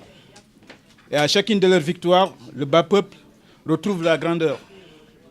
Mais à une certaine condition, qu'on prenne en considération leur révolte. Ce qui n'est pas réellement, ce qui généralement sont le plus de temps, leur révolte en général, ça se base sur la liberté et la justice et des droits égaux. Vous remarquerez aujourd'hui, ce n'est pas le cas depuis que Macky Sall est au pouvoir. Le peuple qu'il a élu pour fortifier les valeurs solides de la démocratie se sent trahi et regrette le départ de notre guide, Maître Abdoulaye Wade. Nous nous battrons pour notre peuple parce que nous aimons notre patrie. Nous croyons en une Afrique puissante et forte, comme dans la philosophie du baptiseur. Le pouvoir actuel, dans tous ces signaux, nous montre le contraire d'un régime engagé pour sauvegarder les intérêts de la nation. Alors nous n'accepterons pas Macky Sall assis sur un pouvoir pour seule motivation la domination du Sénégal par la volonté de puissance. Nous allons continuer à le dénoncer. Et le livre bleu résume le tout dans son ensemble. Nous remercions le frère Sadio et tous ceux qui sont contribués à la réalisation. Je vous remercie. Tafa Marena, vous avez la parole. Merci beaucoup. Merci à tout le monde qui est venu présent dans son débat, dîner débat. Ce que j'ai à vous dire, surtout Max Maïssa, ce qu'il a, l'organisation qu'il a fait, c'est magnifique. Moi, je craignais on n'aura pas cette organisation qui est ici, qui n'est pas si possible en ce moment de l'hiver. Heureusement, on a eu une organisation magnifique. Je me réjouis.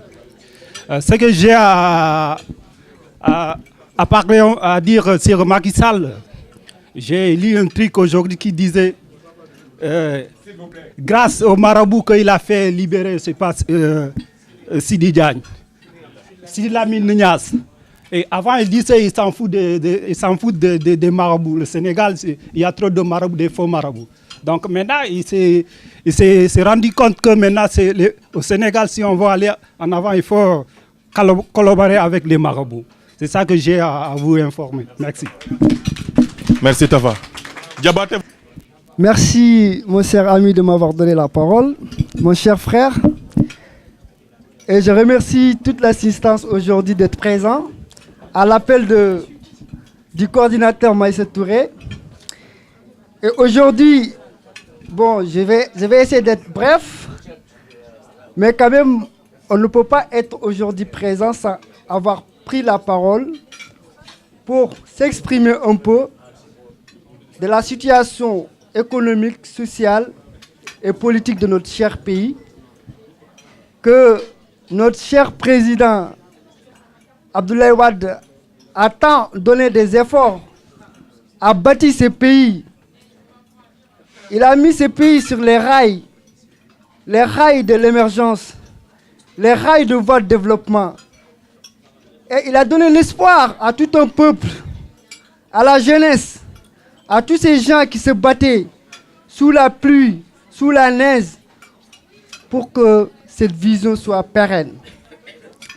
Mais malheureusement, il a eu confiance à quelqu'un. Il a donné toute sa confiance. Il ne doutait en aucun moment de lui, de sa sincérité. Mais malheureusement, cette personne l'a trahi. Mais quand cette personne l'a trahi, il pensait pouvoir accaparer les efforts.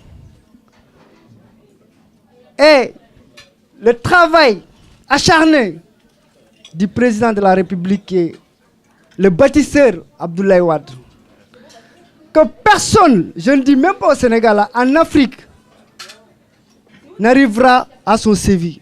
Il n'y aura pas. On parlait de grands leaders politiques comme Nelson Mandela. Tant mieux. On est tous reconnaissants. Eux, ils ont un objectif précis, ils l'ont atteint. Mais nous, on a d'autres problèmes que le problème de développement. On est pauvre, on est dans la pauvreté, on manque de tout. Et pourquoi on a un président qui veut nous donner cette émergence, ce développement, et on le bat? quand on l'a bâti, les conséquences aujourd'hui retombent sur qui?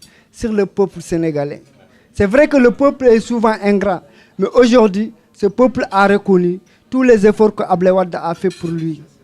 Ce peuple a reconnu aujourd'hui que Abdoulaye Wade leur a donné le miel, il a donné du sucre, il a donné le bien-être, il a donné le savoir, les connaissances, la science, le changement de mentalité, la sénégalité, la valeur du Sénégal dans l'Afrique et dans le monde. Aujourd'hui, ce peuple s'est rendu compte, ce peuple est conscient. Et je vous dis, personne n'arrêtera ce peuple-là. Personne. Je leur dis, Karim qu'il soupçonne qu'il sera son candidat potentiel, qu'il le veuille ou pas, nous tous on est là. On n'est pas là pour que Karim soit candidat ou président. Non, on est là pour que justice se fasse. Parce que ce qui se passe au Sénégal, c'est injuste. Tout le monde le sait. Mais pourquoi on se taise? Parce qu'il a pris tout le monde en otage avec son système de fétiche, mon cher ami lui a dit. Mais c'est clair. Maintenant, il faut qu'on soit motivé. On leur dit à haute voix et on défend cette justice, bec et ongle, pour que justice se fasse. Merci beaucoup. Merci. Omar Sène. Et M. Sall se prépare. Ouais, merci beaucoup. Mon intervention, je vais l'axer vraiment sur la fédération. Les gars, je vous félicite. Vous avez fait un très très bon boulot. Et vraiment, je suis super content en voyant tout ce beau monde venir répondre à l'appel de l'équipe de Maïssa Touré. Je vous encourage vivement à continuer dans ce sens.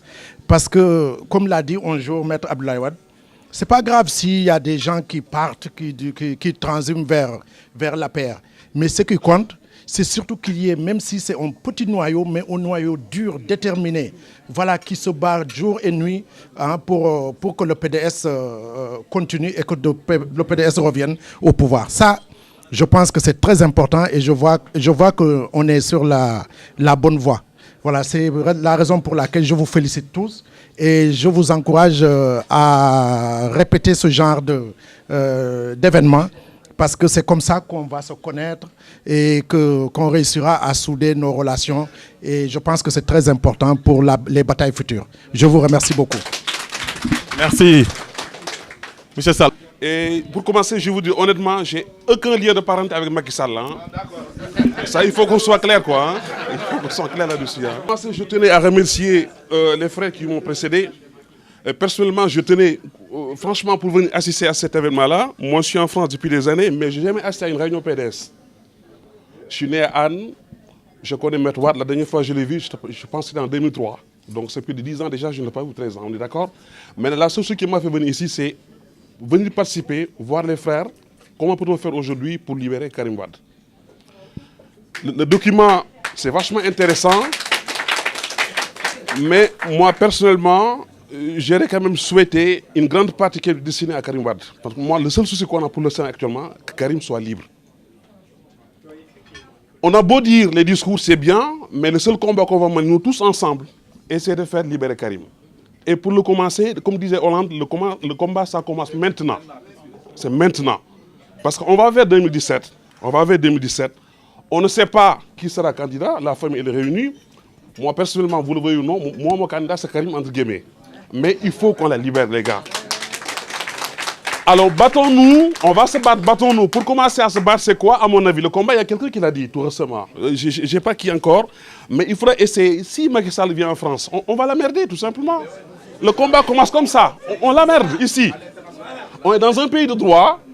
Au Sénégal, il met tout le monde. Maintenant, il a réussi à faire le Sénégal un lambigolo. Tout le monde est en prison maintenant. Tout le monde est en prison.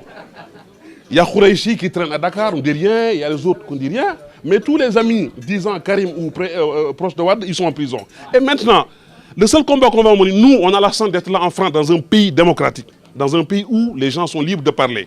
On va faire ça un combat. Parce que le champ de bataille, c'est notre plan de guerre. On va se battre. Encore une fois, je ne vais pas garder encore la parole. Je préfère parler plus, mais indirectement, il m'a préparé. Donc, je m'arrête là. Merci beaucoup. Merci, M. Sall. Bonsoir à tous. Je vous remercie tout d'abord de votre invitation. Je viens de la ville de Nantes. D'accord. Je viens de la ville de Nantes pour participer à cette soirée et faire passer un message pour les étudiants. Comme il a bien souligné dans son discours, M. Sadio, les étudiants à qui on a coupé leur bourse, des étudiants qui ont quitté le Sénégal dans de bonnes conditions, avec des promesses, qui sont venus ici, dans l'intention d'avancer, de finir leurs études dans de bonnes conditions, au même titre ou bien au même profil que les étudiants français, qui sont dépendants du gouvernement sénégalais et du jour au lendemain, on leur coupe leur bourse. C'est le même cas que vivent les étudiants qui sont à l'université Cheikh Anta Diop, qui ne peuvent pas s'inscrire, qui ne peuvent pas toucher d'indemnité pour payer leur loyer ou quelque chose, parce que les inscriptions sont augmentées. Donc il y a une certaine injustice au niveau de l'enseignement, de l'éducation, qui fait que si les étudiants ou bien le secteur de l'éducation est en recul, un pays ne pourra jamais se développer. Et pour le devoir d'un président, il est de devoir de respecter les étudiants, parce que c'est eux la jeunesse, c'est eux l'avenir du Sénégal. Je remercie la coalition PDS parce qu'avec le président Wade, on avait entamé une formation, la France Formation Professionnelle. Peut-être que certains d'entre vous ont entendu en parler. C'est une formation qui regroupait 50 étudiants qui visait à faire venir leurs étudiants en France et les retourner au Sénégal après pour travailler pour leur pays. On avait à la base à faire une formation en 2 ans. Cette formation ce programme-là a été rompu pour des raisons politiques, on peut dire. Et du coup, ces étudiants-là sont ici maintenant et libres de rester ici, de travailler pour servir la France et non pas le Sénégal. Donc, j'aimerais lancer un appel au nom de tous les étudiants, au président de la République ou bien aux personnes de haute autorité, s'ils peuvent regarder les étudiants et leur prendre et leur guider, ne pas les laisser sombrer. Je vous remercie. Doyen Mané, vous avez la parole. Je vous remercie et je vous souhaite bonne année. Au fait, moi, je vais m'adresser à la fédération, c'est-à-dire, pour le moment, il n'y a pas la fédération, mais il y a un dirigeant qui est Maïssa et il est entouré par des braves garçons.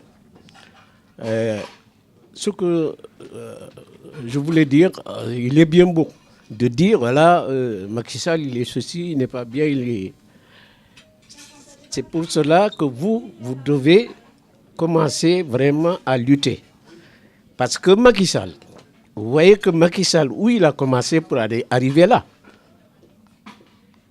Il est bien dit tout à l'heure, je ne sais pas qui c'est, si c'est, Macky Sall, il a fait quoi? Il a monté son truc en 3 ans et aujourd'hui il est devenu président. Donc, ce qu'il a fait, vous pouvez le faire.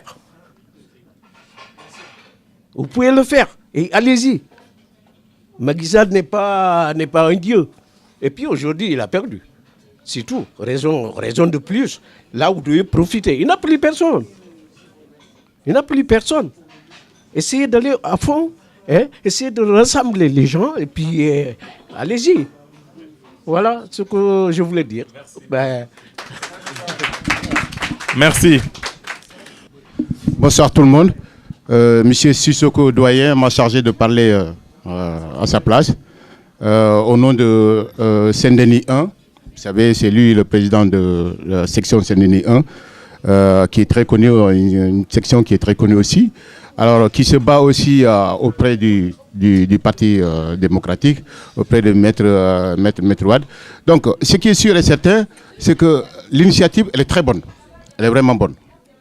Mais simplement, il faut qu'on arrive à organiser des démarches vraiment tactiques pour essayer de dégager cette personne. On sait très bien qu'il est arrivé par erreur au pouvoir. Personne n'a choisi Macky Sall d'être président de la République sénégalaise.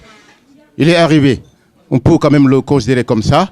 Mais en ce qui concerne, vraiment, pour nous sortir dans le trou dans lequel il nous a trouvés, c'est quelqu'un qui est incapable de faire. Il ne peut pas. Il ne peut pas nous faire sortir. Alors moi, je demande à chacun de vous, surtout les initiateurs, il ne faut pas qu'on soit frappé par une paresse intellectuelle. Il faudrait qu'on se lève matin, midi, soir pour mettre toutes nos capacités devant pour que cette personne-là puisse dégager. Ça ne sert à rien de rester sur place. Macky, il a fait ceci, il a fait cela. Tant qu'on ne mène pas des combats vraiment stratégiques, cette personne va quitter ici, mais difficilement. C'est cette lancée que M. Sissoko m'a demandé de vous soumettre. Mais très honnêtement, la section Saint-Denis 1 est prête tous les jours à se mettre à vos côtés pour faire face à toutes ces démarches-là, afin que nous pouvons atteindre l'objectif qui est le dégagement total de Macky Sall et son entourage. Je vous remercie. Merci. La parole est à Hassan Wade. Ce que j'ai entendu et ce que j'ai vu aujourd'hui dans cette salle, c'est vrai, c'est l'hiver et il est très difficile de mobiliser en France. Je dirais bravo à la fédération. Et ce que j'ai vu, ce que j'ai entendu, certes, je transmettrai au président. Je viens d'Abidjan avec lui, où il a été invité par la Fédération des jeunes avocats du continent. Une manifestation réussie où les avocats d'Afrique lui ont rendu un vibrant hommage, où également les autorités ivoiriennes ont été à la hauteur, lui ont défilé le tapis rouge et vraiment ça a été un grand moment. Ce que j'ai vu à Abidjan, j'ai vu des militants qui venaient à l'hôtel du matin au soir.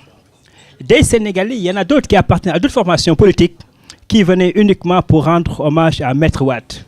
Je me souviens de cette femme qui appartient au parti de Djiboka, qui pendant 2 jours venait, faisait le guet jusqu'à minuit, et le jour au moment où elle a été reçue par le président Wade, elle sortit de son sac un tissu basin pour offrir au président Wade.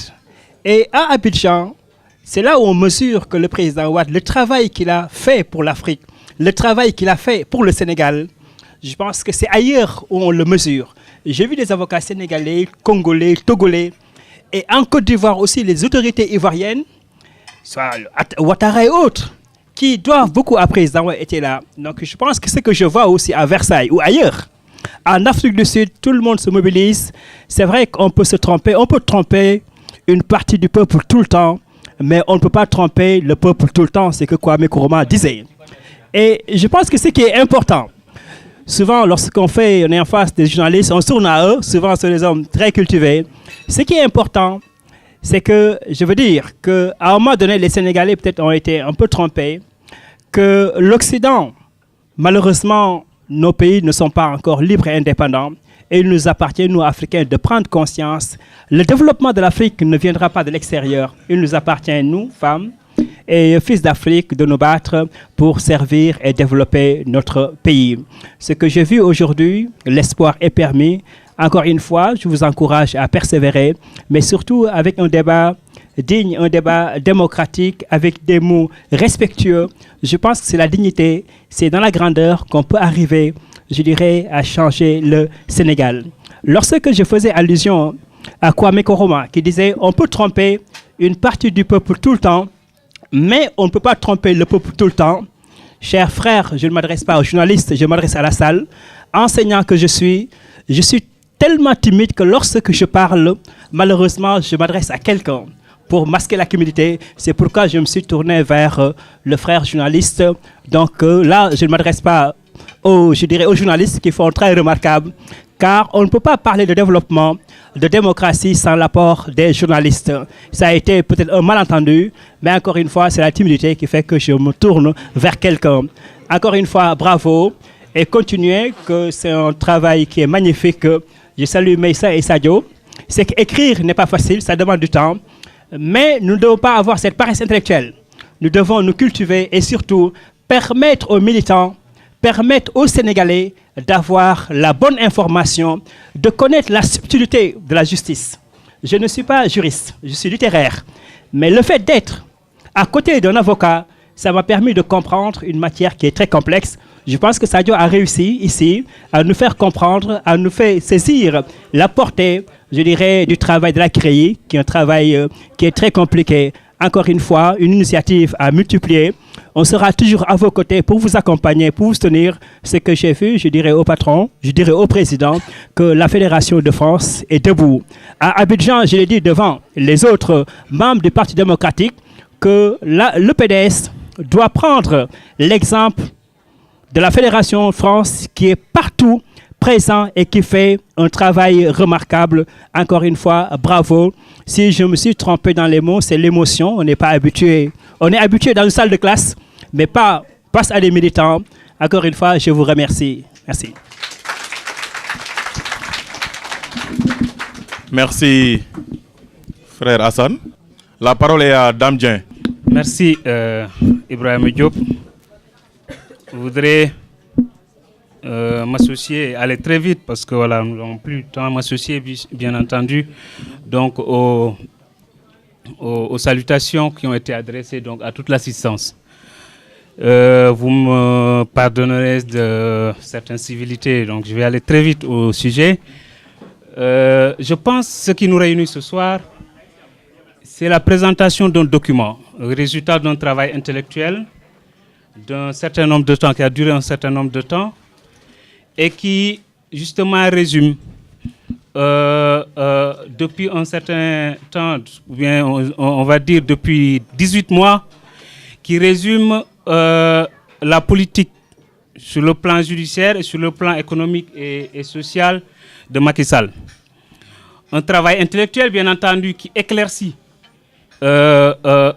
l'opinion sur les décisions de justice qui ont été prises et malheureusement qui ont été sur la manipulation du pouvoir et n'ont pas pu comprendre justement la portée de ces décisions.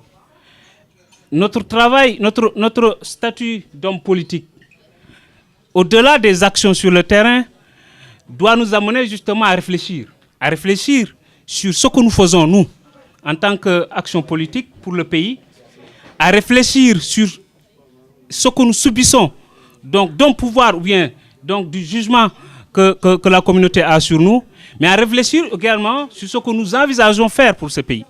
Et c'est l'ensemble de cela justement qui nous préoccupe. Nous ne sommes pas exclusivement préoccupés par la libération uniquement de détenus politiques. C'est notre priorité aujourd'hui. Mais nous sommes préoccupés aussi par le Sénégal. Le Sénégal passe fondamentalement par la libération donc, de ces détenus et par un parti politique ou bien un parti d'opposition, des partis d'opposition libres qui peuvent parler de ce qu'ils veulent pourvu que ça reste dans le cadre de la loi sans être inquiétés. Et c'est ce Sénégal-là justement que nous voulons bâtir. Nous avons dit, nous nous fatiguons parce que depuis 26 ans, ou plus de 26 ans même, nous allons dire 37 ans ou 38 ans, le Parti démocratique sénégalais était aux avant-postes des combats pour la démocratie au Sénégal. Dans l'opposition, le Parti démocratique sénégalais était devant. À la tête, le président Abdoulaye Wade, par son charisme légendaire, par son intelligence, par son patriotisme, a mené bien entendu donc, les forces vives de la nation vers des actions éclairées, mais bien entendu a mené, à pousser donc, les pouvoirs socialistes à faire énormément de concessions pour aboutir, bien entendu, à un niveau de démocratie que nous avons. Et ça, ce combat-là que nous avons fait, que nous avons perdu des frères en Côte d'Ivoire. Nous pouvons citer Feu Babacar Sall, qu'on appelait le lion du Cayor. Nous avons vu des familles disloquées, des femmes qui ont perdu leur mari à cause de ce combat, des hommes qui ont perdu leur femme à cause de ce combat. Nous avons vu aussi des familles, des frères et des sœurs qui ont perdu leurs frères et des sœurs parce qu'ils ne partageaient plus ces combats-là.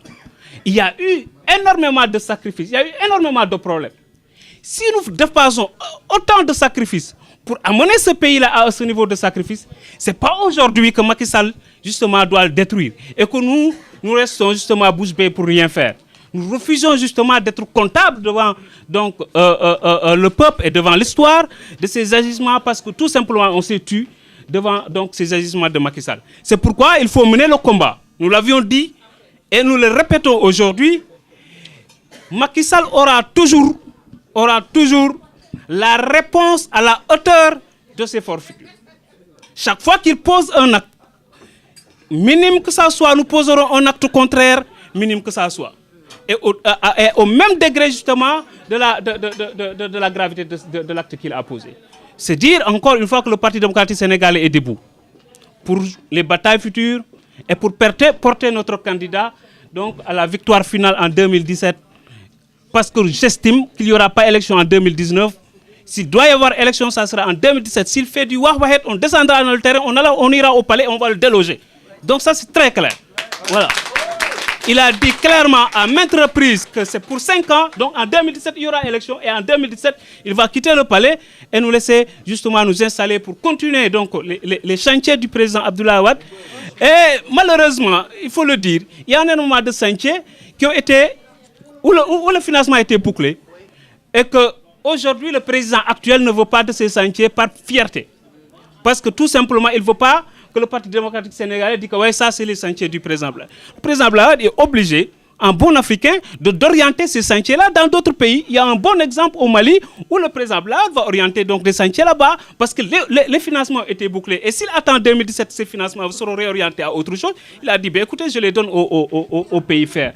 Donc voilà, en résumé, donc, ce qui nous réunit ce soir, donc réaffirmer davantage notre combat, qui se repose sur la présence sur le terrain, qui se repose sur la réflexion intellectuelle, qui se repose justement sur l'engagement et la motivation de chacun, donc à mener justement ce parti-là vers la victoire en 2017. Nous n'avons pas encore une fois un candidat, c'est très clair, ce n'est pas Karim Wade notre candidat, ça peut être Ibrahima Diop demain. Donc nous n'avons pas encore un candidat, je pense que ça doit être très clair, dit. Nous sommes un parti politique.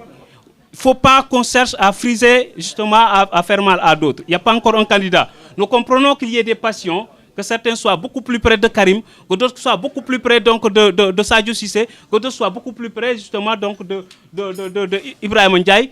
Ça se justifie, c'est normal. Nous sommes dans un parti politique démocratique où les sentiments sont libres et libérés. Donc, mais nous n'avons pas encore de candidat et nous mènerons notre candidat à la victoire en 2017. Mais ça compte passera forcément par ce que nous sommes en train de faire et faisons-le encore davantage. Je vous remercie. Merci. Salam alaikum. Je ngi nuyuwaat encore ñëpp ci seen tur ak seen sant. Donc ñu ngi may sasaat encore beneen yoon. Dama ne sànq dañ ma sasoon ñu ne livre bi bataaxal bi ñu bind fii naa ko faram-fàccee. Léegi sasaat nañ ma ñu ne naa ko wax ci kàllaama wolof. Étant donné que du kàllaama bi ma namp waaye dinaa ko jéem. Ma ne ko boo gisee waa PDS bind téere bi binduñu ko pour xeex binduñu ko pour ŋaayoo waaye dañoo bind rek pour avertir nit ñi pour wax leen ne Sénégal fu mu jëm bu ñu deful ndànk ah li ñu fay xaar de du jàmm. Loolu moo tax ñi bind bataaxal boobu ñu bind téere bi biñ koy bind nag ñu ngi ci wax ambassadeurs yi nekk Sénégal ministres yi nekk Sénégal ak réew yi nga xam ne suñuy mbokk lañu ñoom la ñuy jagteel wax ji ak sénégalais yi.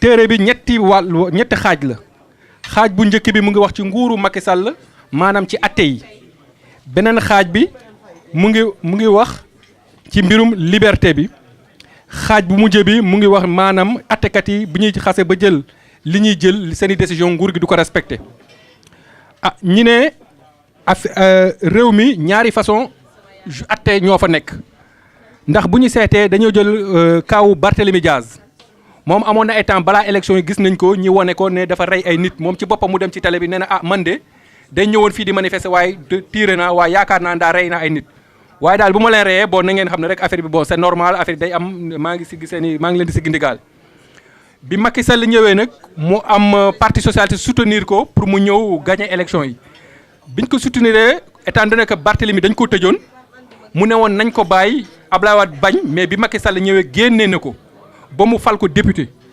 bi mu ko falee député nag am ay yeneen député dañ ne déedéet kii immunité parlementaire li nga xam ne loolu moo koy làq loolu moo koy protégé nañ ko génne ndax nguur gi war ko mun koo dëgg comme nu ñuy def pour ñoom Oumar Sarr parce que dañoo lever seen immunité parlementaire juge bi mun leen déglu waaye boobu ba léegi loolu amul. ki nga xam ne nag nee na rey na non seulement tëjuñu ko mais ñu nommé ko ñi fal ko député keneen ki nga xam ne moom mooy Serigne Béthio Thioune nee na xëy na am na ay taalibe yu ñuy rey sama kër wala sama wetu kër waaye man reyuma joxewuma ndigal nañu rey te ñi nga xam ne ñooñu la ñuy jàpp aussi kenn waxul ne sëñ Béthio Thioune moo ñu yónni mais kooku jël nañ ko ñu dugal ko ci kaso bi bi mu ne dama feebar nag dama bëgg génne pour dem faju ji ñu ne déedéet da ngay ba ñëw da ngay tappale rek waaye en tout cas fii ngay nekk il a fallu que ay taalibeem ak ay yeneen sénégalais ñu yëngal dëkk bi ba ñuy bàyyi ko mu dem faju mais ba léegi dañ ko ne rek léegi da nga féex mais en attendant rek parce que à n'importe quel moment war nañ la mën a tëjaat ñi ne donc loolu moom wax dëgg la jaaduwul ki nga xam dafa ne dafa rey ñi tëj ko kii nee na réewuma ñi dafa rey tëjuñu ko kii ne réewuma ñi tëj ko beneen xaaj bi dañu ne affaire régime liberticide maanaam léegi Sénégal dem ak ñëw dem ak dikk def loolu neex amatu fa léegi Macky Sall rek moom mooy décider ndaxte boo gisee ñoom Karim Wade ak ministre yu bëri léegi dañu leen a tere génn dëkk bi lu tax ñu ne parce que xëy na dañuy yaakaar ne xëy na dañuy jël alalu réew mi dañoo yaakaar de mais amuñu dara lu leen wër ñu ne boo comme dañ ko yaakaar en attendant nag ñun ñuy pare suñuy affaires yi tëdd leen kaso kii ñi ne Karim Wade tëddal kaso ñeneen ñi ne en tout cas bu leen gën dëkk bi le temps que ñuy seet est-ce que réellement li ñu leen di tuumal ndax dëgg la wala du dëgg te am na ñeneen ñoo xam ne aussi ñi dañ leen tuumaloon sax ñoom léegi dem nañu ñu bokk ci nguuru Macky Sall bi mais ñooñu léegi mu ngi mel ne justice amatul ci ñoom dogal donc dañu ne loolu nag moom wax dëgg yàlla jaaduwul beneen kii bi mooy kuréel googu mu créé bi nga xam ne moom moo tudd CREI cour de répression de l'enrichissement illicite benn tribunal la boo xam ne Sénégal sax nit ñi xamuñu est-ce que tribunal boobu valable na wala valable parce que Abdou Diouf moo ko créé woon en 1981 bi muy ñëw ci nguur gi ndaxte nguur gi da ko donnoon ci Senghor mais bi mu koy donn nag amutoon maqaama amutoon pas-pas amutoon xaalis amutoon doole bi nga xam ne waroon na mën a yor réew mi waroon na mën a yor parti socialiste donc ay conseillers ñu ne ko en tout cas bu dee dafa créer benn tribunal rek boo xam ne ku yëngatu rek ku tichole rek mën nga ko tëj donc nit ñi xëy na dañuy tiit Abdou Diouf loolu moo taxoon mu créé ko mais bi mu demee ba ci biir nag mu ne nit ñi dañoo sàcc il s'est rendu compte xëy na nit ñi sàcc ñu waaye mais en tout cas de toute façon toppatoon kenn parce que ñaari directeurs généraux rek lañ fi jotoon a tëj amul benn ministre bu ñuy kii et cetera et puis mu seet na aussi kuréel googu aussi ñi ñi yor seen xaalis aussi dañ koy continuer di làq parce que du ñu investir parce que képp ku génnee xaalis rek ne ah man de bëgg naa créer usine bëgg naa dañu ah déet war ñu yow foo jëlee xaalis xëy na da nga koo sàcc xëy na loolu moo tax ñi ñi investir uñu bi mu demee ba comprendre loolu nag mu bàyyi kuréel googu en 1984 mu ñu jël beneen loi bi nga xam ne moom moo ne léegi tribunal yi rek ñoo am ci kii donc loi boobu reprendrewul CREI léegi ñi ne est-ce que CREI am na ou amul Macky Sall nag malheureusement bi mu ñëwee nag mu ne ah léegi daal CREI am na léegi dama jël ku ma neex tëj ci kaso Karim Wade nekk ci kaso bi ñi ngi def ay enquête ba léegi kenn gisugul dara mais ñi ngi def ci enquête mais malheureusement mu ngi continuer di tëdd kaso donc ci tënk daal loolu lañ fi jotoon a wax wasalaam ngeen baal ma àq. jërëjëf Sadio xam naa la ma gi leer na trop. maa ngi leen di nuyu seen tur ak seen sant Ablaye Wade moom lu mu liggéey Sénégal waxatuma ko beneen président mënu ko liggéey Sénégal kon nag Ablaye Wade liggéeyam mënut a suulu man miy wax ak yéen ñeenti secteur laa yor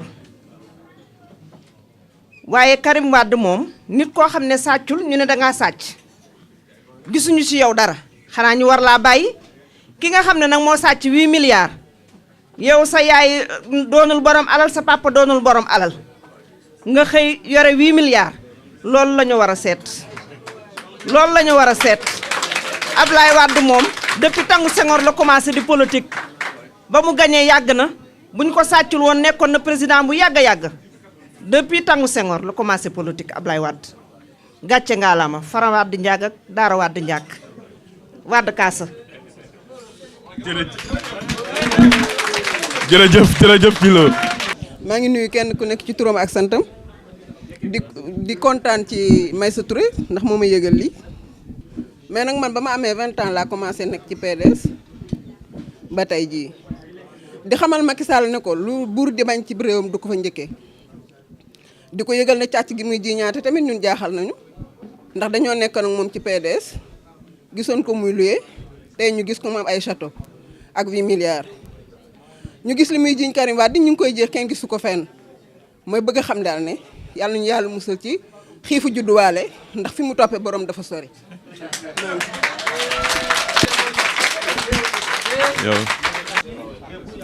bisimilah rahmaani rahiim asalaamaaleykum. maa ngi souhaité ñëpp bonne heureuse année 2014 di ñaan yàlla 2014 bi tamit suñu càmmiñ la waaye ñi tamit frère la ci ñii muy Karim Wade yàlla génne ko jàmm. Ablaye dafa def loo xamante ni fii ci dëkk bi waxeet rek lay doon ndax waxtaan wax dëgg ca la Macky bi mu jëlee nguur gi foogoon nañ ni dana faj bu mu gàcce waaye faju fi dara moom waxtaan wax dëgg ca la képp ko àndoon ak Macky tey ji gàcce daf la wër ni ndomba waxtaan wax dëgg ca la ñu ngi sant nag Ablaye di ko gërëm di taxaw nag guddi ak bëccëg fu mu ñu jëmloo foofu lañ jëm fu mu ñu waxloo foofu la ñuy wax amuñu dara luñ ciy ragal amuñu dara luñ ciy tiit waaw bu fekkee ni tëj la nañ dem nañ ñu fàqal police kaso ba ñu dem tëdd fa bu fekkee ni fu ñu wooyee daal dinañ fa wuy muy ci lu mu mën a doon ñun daal dëgg la ñuy wax dëgg la ñuy dox amuñu lu ñuy ragal amuñu luñ tiit. jërëjëf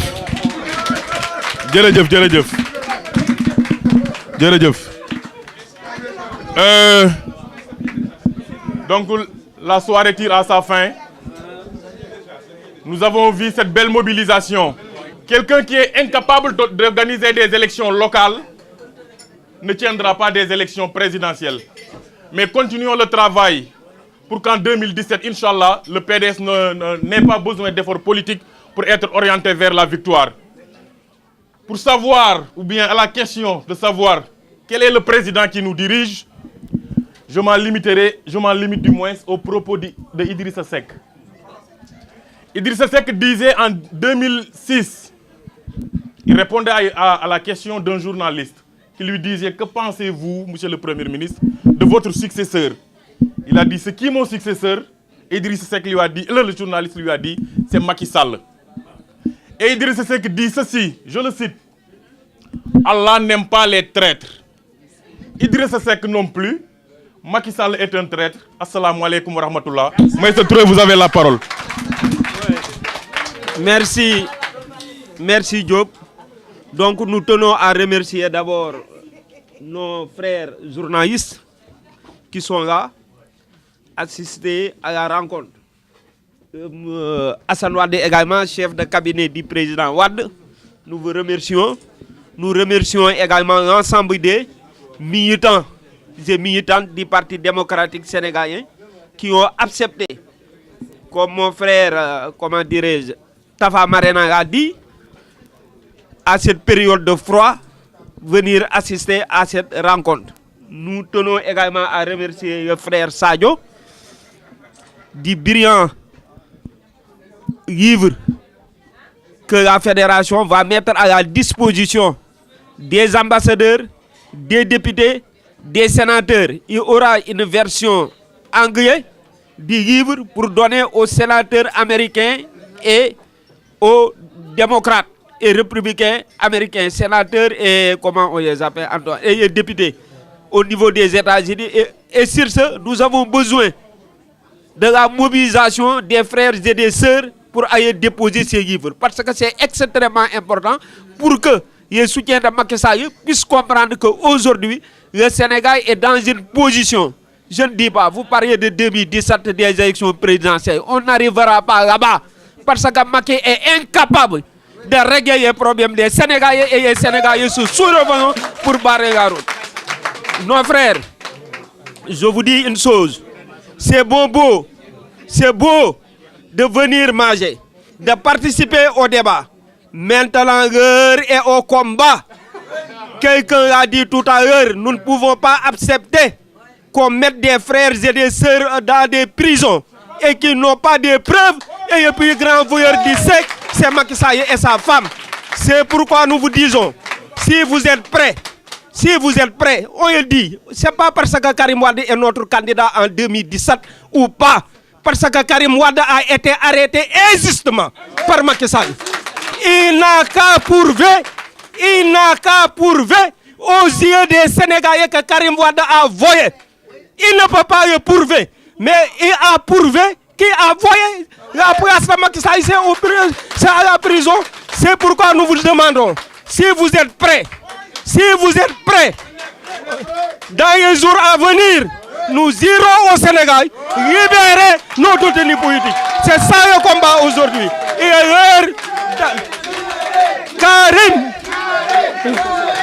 Donc, nous vous disons, l'heure de la vérité a sonné, où chacun de nous doit prendre ses responsabilités face à ce tyran, face à ce dictateur, face à ce voleur, face à ce menteur, face à ce manipulateur, face à ce féticheur, face à ce dictateur, de le déloger au palais. Si vous êtes prêts, même pas une semaine, on veut cette mobilisation pour libérer nos détenus politiques. On va vous appuyer. On vous remercie. Merci. Merci.